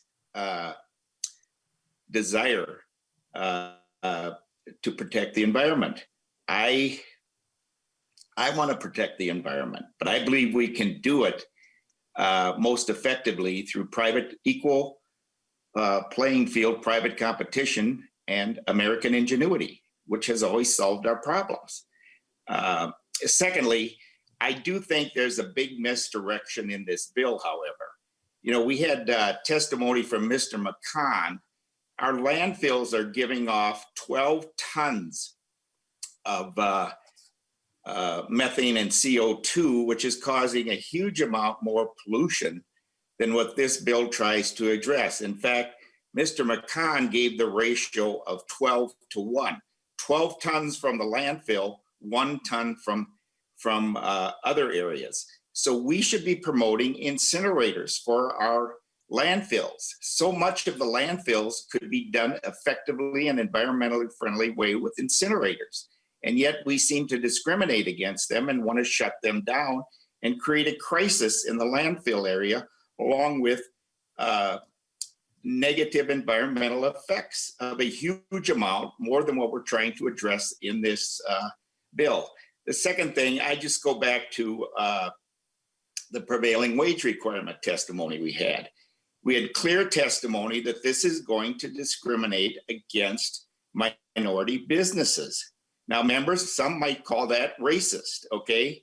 That we're creating a bill that puts a fence from allowing minority businesses to compete on an equal playing field. So I would ask that the author of the bill, Chair Long, would reconsider some modification on that. Again, the Minnesota Chamber says we're the 4th highest in the nation, and that should be modified and allow more people to participate in this without artificially inflating the cost. Second thing is, you know, for those of you who actually believe everything that's been said about alternative energy, in spite of what the concerns we've tried to raise, I would just ask that you live out your convictions. You should disconnect your house from all baseload electricity and from our electric infrastructure and go completely with solar and wind. Live out your conviction. Disconnect. You're paying little or nothing with this bill for the maintenance of our electric grid system. And therefore, we're transferring those costs onto the higher rates onto the rest of ratepayers. So if you really believe what you've been saying in this committee and you vote for this bill, then I'd urge you to live it out. I try to live out what I believe, okay? I want base load electricity. I don't have a problem with natural gas, clean coal, hydro, nuclear, etc. But if you really believe you'd like to see all that eliminated down the road, then please disconnect your house from the electric grid. Put up solar, put up wind, which some claim provides base load electricity. And then when you freeze to death in winter and you sweat to death in summer, maybe you'll start thinking through what the actual science is. So members, please vote to oppose this bill. Again, I realize we're passionate on this, but let's do what's best for all our constituents and not artificially drive up their rates with non-base load electricity. Thank you, Madam Chair and members. Thank you, Representative Gruenhagen. Next up is Representative Hornstein. I recognize he does not have his hand up, but he texted me because his hand isn't working. So Representative Hornstein, you can give your comments next. The computer hand isn't working. That's what I meant. Thank you. Thank you so much, Madam Chair. And thank you, Mr. Chair. First and foremost, to both of you, you've done an excellent job with this committee. And I want to thank Representative Swedzinski too. I've learned a lot from everyone on this committee and all of the different speakers that we've had from the industry, from nonprofits, citizens, youth. I applaud you, Mr. Chair, for bringing so many voices into our discussion. I want to call attention to a couple provisions that I have moved in this bill that are included. And Mr. Chair, I'm very grateful for their inclusion. And I think they're significant. I've worked on both of these for several years. And so it's really gratifying to see them included in an omnibus bill. The first one has to do with the Buy Clean study. I think this has received a lot of attention in this committee, and that's very gratifying. I particularly appreciate Representative Lislegard. You know, his advocacy, I think, has really helped move this along. We are going to study how the state can reduce carbon emissions through our procurement process. in terms of various construction materials. And that relates a lot to the work that I do in the Transportation Committee as well. So I'm very excited about that. And I think that has a lot of potential for bringing a lot of groups together that may not always agree on other issues, but we agree on the need to buy clean. So thank you for that, Mr. Chair. Secondly, it does relate to something that Representative Gruenhagen noted, and I think the fact that we have included solid waste issues in a climate and energy bill is groundbreaking and very important. I think the phase out of garbage incineration is significant. That is a source of greenhouse gas emissions as well as other pollutants.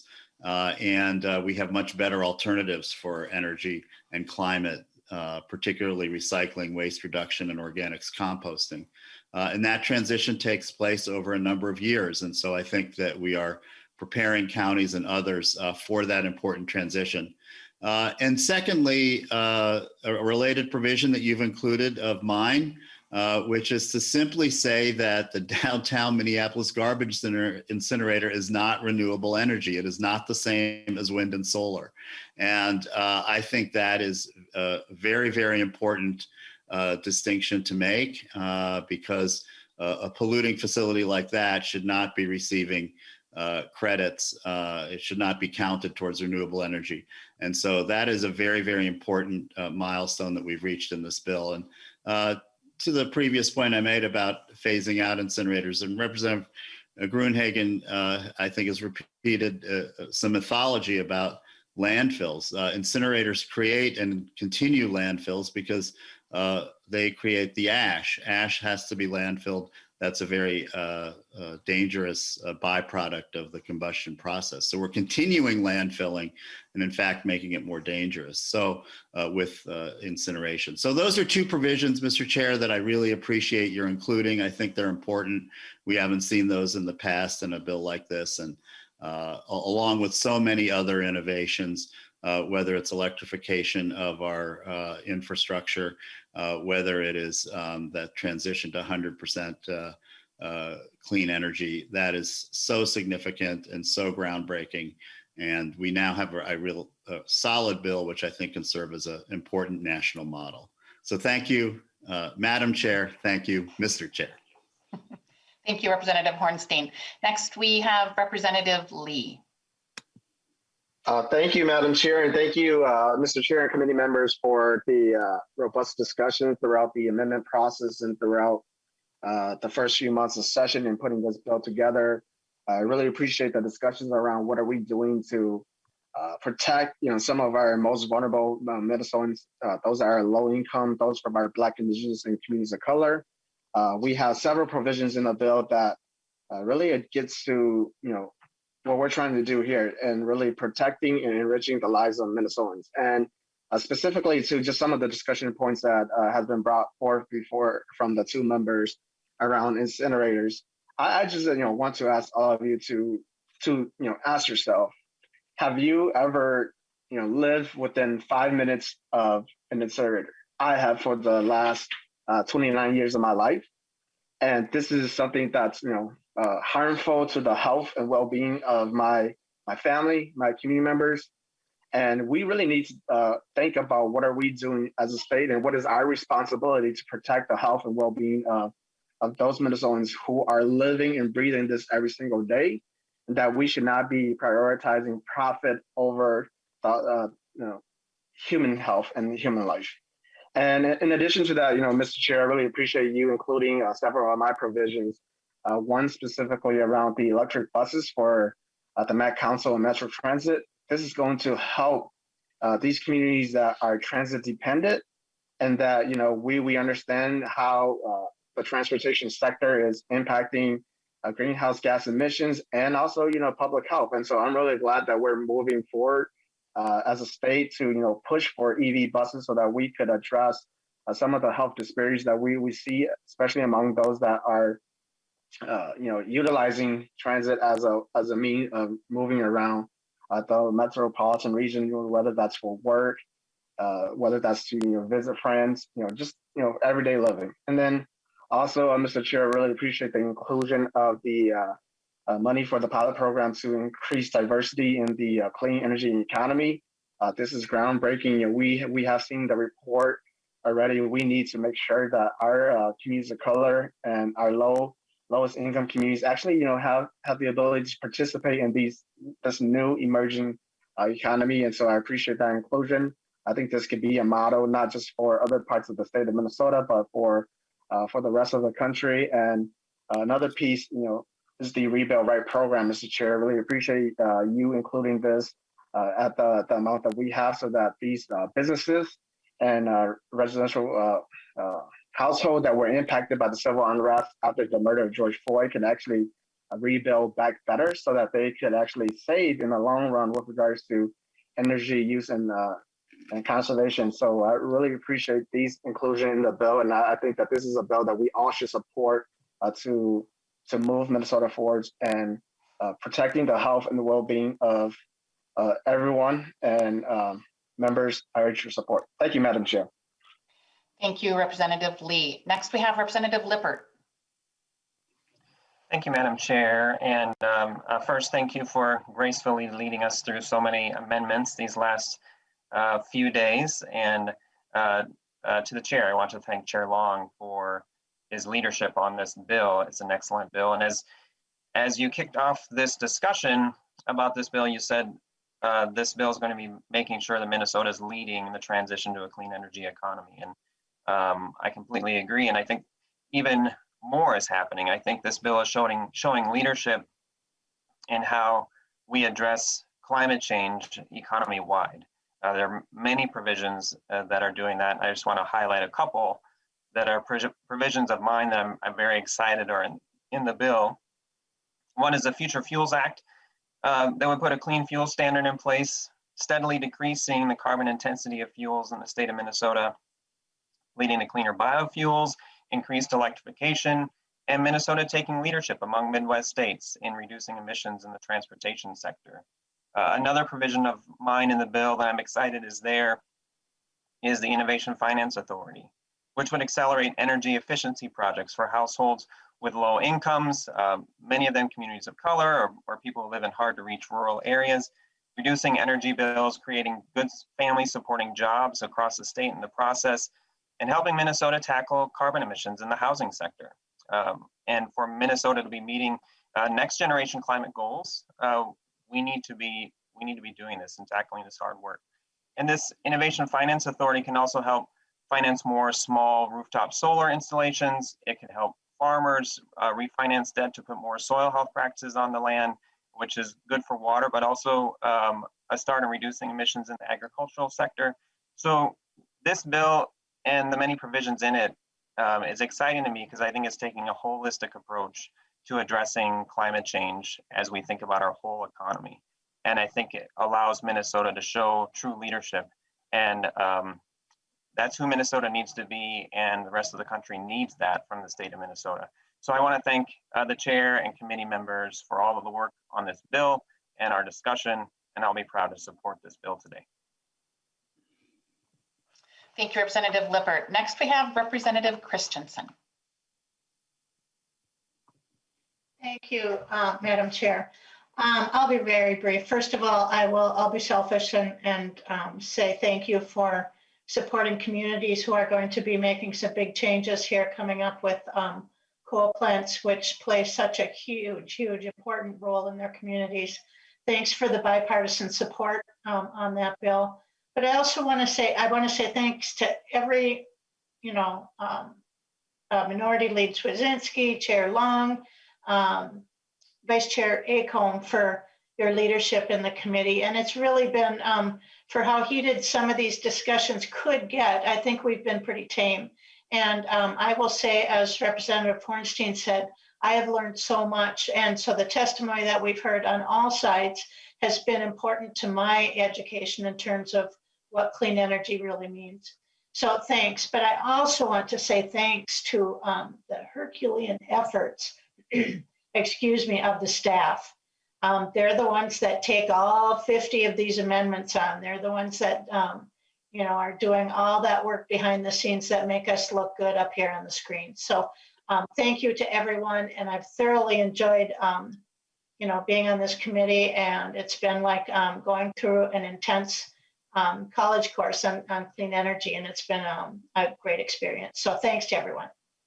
Thank you, Representative Christensen. Next, we have Representative Stevenson. Well, thank you, Madam Chair. And, allow me to join the many people who are saying thank you to you for your efforts these last couple of days. I mean, really throughout the session, but I don't know that there's any other omnibus bill that finance bill that's moving to legislature this year that had to go through 50 some odd amendments in committee. And I admire the way you handled that. I thought very fairly and well. Also, thanks to Chair Long for putting together this great bill and for his leadership throughout the year, and to Minority Leader Swazinski, who I think such a real example for how you can disagree without being disagreeable. I think he always seems to have we can't see each other, but he seems to have a smile on his face throughout, even when we have difficult conversations, and I appreciate his approach to the committee. I'm excited, and in that vein, let me start by my comments about what I like about this bill by agreeing with the unlikeliest person that you can imagine me agreeing with, which is Representative Gruenhagen, who expressed some concern about emissions coming out of landfills.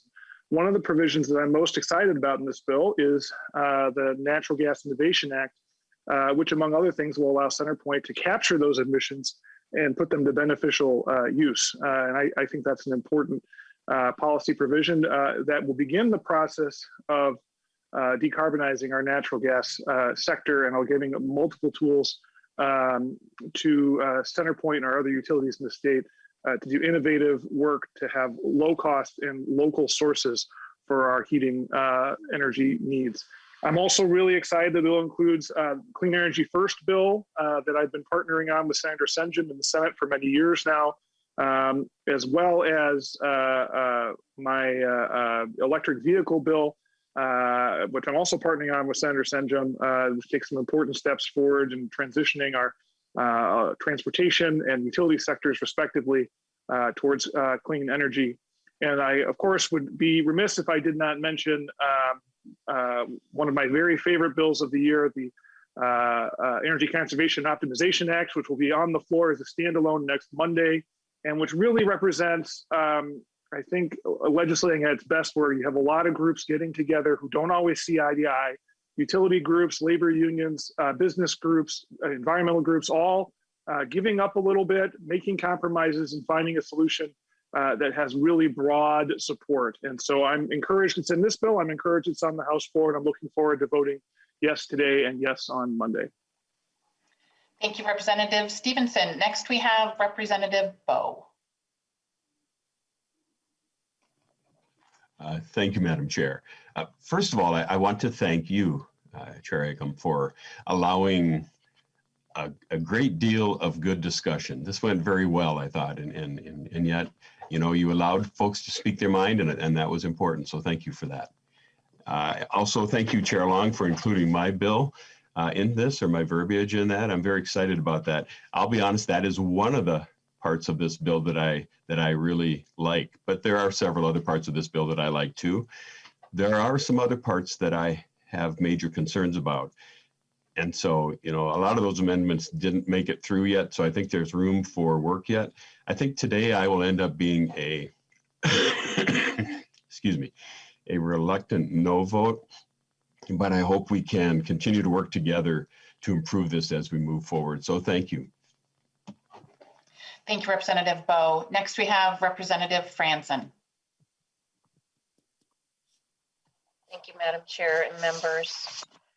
So there was a comment that was made about the health and well-being of those Minnesotans living and breathing this every day, and that we should not be putting profit over health. That does not make a lot of sense to me. So this bill actually does put profit over health when we are talking about individuals in other countries that are working in subpar working conditions, being forced to do so. So this was taken from a CBS article, on the health risks of chronic exposure to those working in the Congo. It says, according to the CDC, chronic exposure to cobalt-containing hard metal can result in serious lung disease called hard metal lung disease, meaning a lung disease caused by inhaling dust particles. Inhalation of cobalt particles can cause respiratory sensitization, asthma, decreased pulmonary function, and shortness of breath, the CDC says. The health agency says skin contact is also a significant health concern because dermal exposure to hard metal and cobalt salts can result in significant systematic uptake. Sustained exposures can cause skin sensitization, which may result in eruptions of contact dermatitis, a red, itchy skin rash, says the CDC. And then, despite the health risks, researchers with Amnesty International found that the most cobalt miners in Congo lack basic protective equipment like face masks, work clothing, and gloves. Many of the miners the organization spoke to for its 2016 report, 90 in total, who work or worked in the mines, complained of frequent coughing or lung problems. It may be fine to talk about the wonderful health issues that this bill supposedly is going to be preventing, but what about the health issues of those that are creating the materials so that we can move to this wonderful utopia? You know, the Aztecs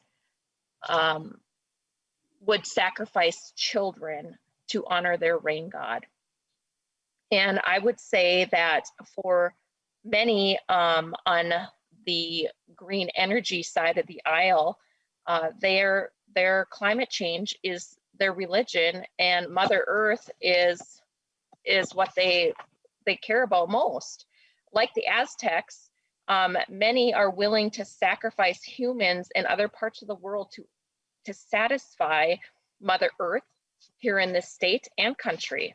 This legislature talks a good talk about equity and equality and the need to pay for the mistakes of our past, but they turn a blind eye to the atrocities happening in other parts of the world in this day and age. The hypocrisy to me is absolutely astounding. And to vote on the amendments that I brought forward was really kind of shocking, because these are serious concerns. In 20 years from now, who knows, there could be lawsuits. Maybe the people of the Congo will rise up, and perhaps the Uyghur Muslims will rise up and file lawsuits on the human costs that they have been put through in order for this country to achieve their energy goals. It's just, to me, the hypocrisy is outstanding. There's a lot of good talk about the wonderful aspects of green energy, but at the end of the day, many would rather fund the companies and fancy people that profit off the backs of forced labor, where people are beaten, starved, chained, and raped. And so at the end of the day, the party of progressiveness, the party of progress, is nothing more than a sham. That's it. Thank you, Representative Franson. Next, we have Representative Igo.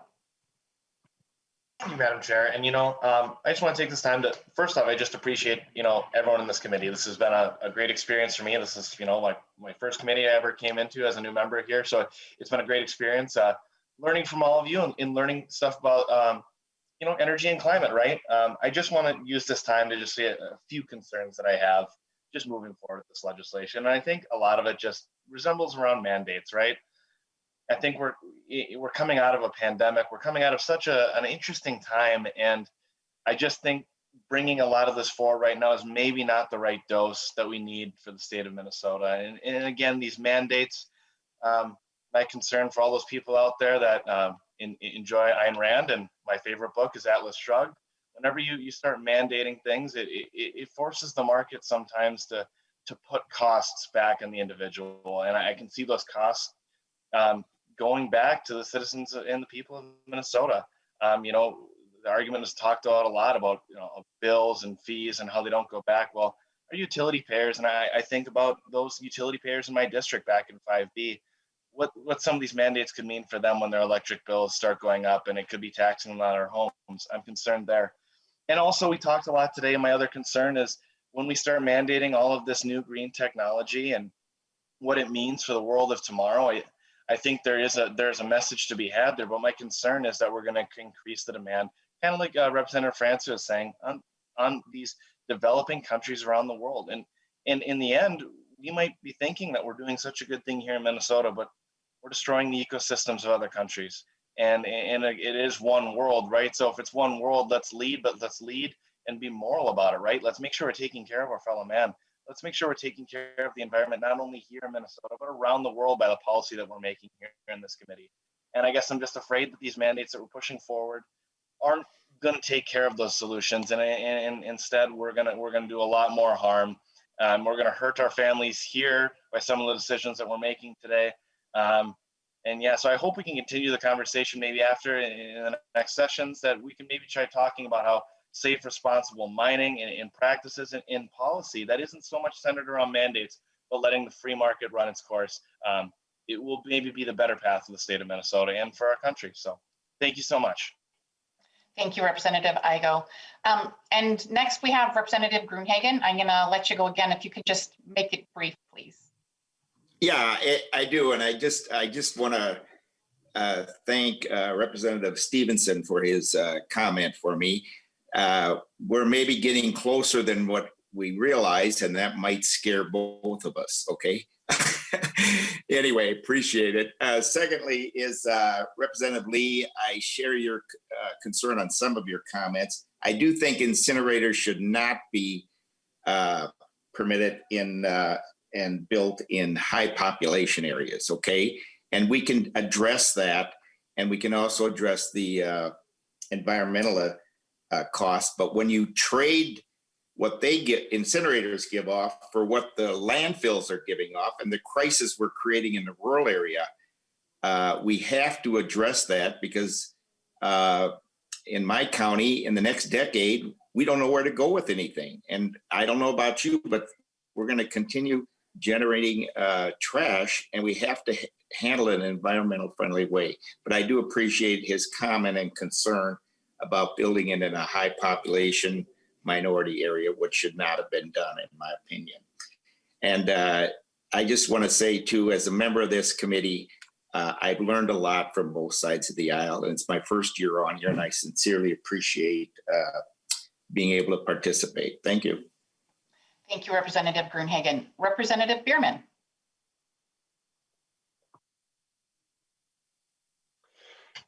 Thank you, Madam Chair. Thank you, committee. It has been a very engaging session, and appreciate being able to hear all the good bills. And I just wanted to comment on a couple of items. I think it was Rep. Gruenhagen in his first opportunity to speak talked about the importance of technology and the private sector and how very important they are to change. And I fully agree. But I also believe that government has a role in that, and that the voice of the people matter. You know, I hear in my community a couple issues that are most important to people, and the environment is right up there with healthcare. Those are the two things that I hear the most about. And this is from both sides of the aisle. I remember a hearing we had at the zoo school down here in Apple Valley, and the first row of the seating here, there were a couple of folks who had Trump hats on, and they were right in front sitting there, and they were some of the most engaging and pro-environment folks that I had at that meeting. And we saw eye to eye on many, many issues. And I think that as Rep. Gruenhagen just said, you know, we're coming closer all the time, and there are issues we agree on. And we need to get that focus back so that we get back to that bipartisan cooperation on environment and conservation. And so I think that this bill, you know, we need to realize that as we are working on these bills and the change in this energy economy that's transitioning, that it takes both sides of the aisle to make that work. And it takes action. And this bill takes action with a lot of well-crafted pieces of legislation. So I appreciate all the work that everybody has put into those bills, and the thoughts and the suggestions and the work that people have put in. But we also need to realize that this is one bill. This is one bill from our committee. And every day when we get up, there's a new beginning, and there's going to be more work to do beyond this, well beyond this. Even with all this good legislation, we have a ton of work to do to make our environment better for everybody. So I just wanted to mention that I hope that the members who have pointed out issues very dramatically that are worldwide issues will continue to speak out and continue to address them, not only in this committee, but in all their other committees that they're in. And we'll fight for that change, because that's simply, why we are all here, is to make that change that you want to see. I also want to just go back to, this will be two comments on Representative Gruenhagen, because he spoke a lot today and he said a lot of things in the session. And one of the things that he just spoke about last was that he hopes that we as individuals will take actions that will help make the changes we want to see. And I just want to encourage us all to do that, because I think he's exactly right. We do have to do that, but this is a transition. We need to realize that our individual actions matter, and our committee actions here today, passing this bill, supporting it on the floor, will help Minnesota advance and create a better state, a better energy direction, less pollution, better environment. And I hope all of us can support it on the floor. Thank you. Thank you, Representative Bierman. And before I turn it over to Minority Lead Swedzinski, I have just a couple comments that I want to say. First of all, the nature of committee being done virtually this year has been a challenge, but I really appreciate everybody's involvement and the discussions that we've had that have brought us to this place today.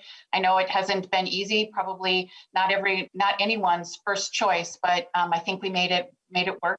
And I appreciate that. I also want to express my just deep gratitude to all of the staff that support this committee. You have all worked above and beyond the call of duty, and just really appreciate every moment of that. And so thank you. I also, Representative Gruenhagen must have had a really big impact on all of us today, because I have just a couple comments that I want to make. I'm so grateful for his respectful dialogue. And one of the things he mentioned today was that it was important that we live our beliefs. And I think Representative Bierman just mentioned that as well. And I just want to assure Representative Gruenhagen that I do.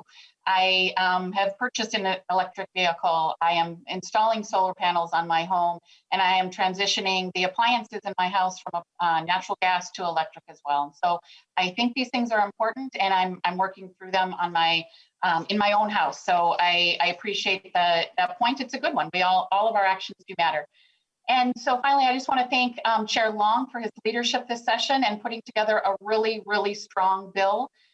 We heard from so many organizations and scientific experts and members of the community who support the many provisions that are in this bill. A few that I just want to quickly highlight, and I won't go into detail. I'm so grateful to have the Solar on Schools bill included, and also the Clean Next Generation Climate Act. And I'm really also excited about the climate modeling with the University of Minnesota, all really important things. And I think that these bills, as well as so many others, will truly move the dial in transitioning to renewable energy, and also that will be affordable and reliable. And it will also move the dial on reducing greenhouse gas emissions that are driving climate change. And so with all of that, I am grateful to everyone for their participation, especially the last couple of days, and for being giving grace to me because I am new at all of this whole sharing thing, and it comes with a whole lot of details that one doesn't always recognize. So I appreciate your latitude with that. And with that, I want to again thank everybody for their participation, and I'm going to turn it over to Representative Swedzinski.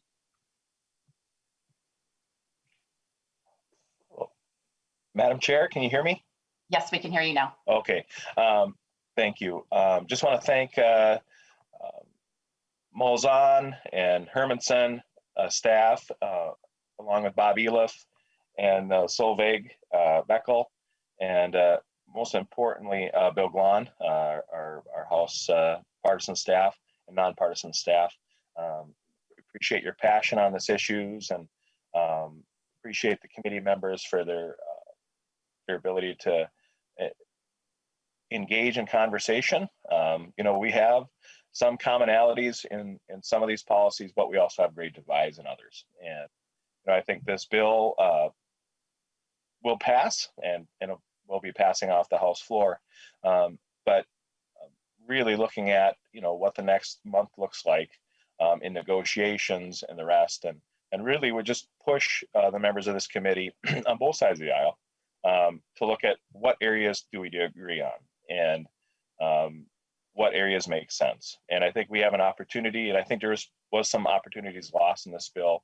I believe that we should be trying to protect prime farmland in greater ways. I think we have an ability to help cite the growing sector of solar on a non-productive land as much as possible.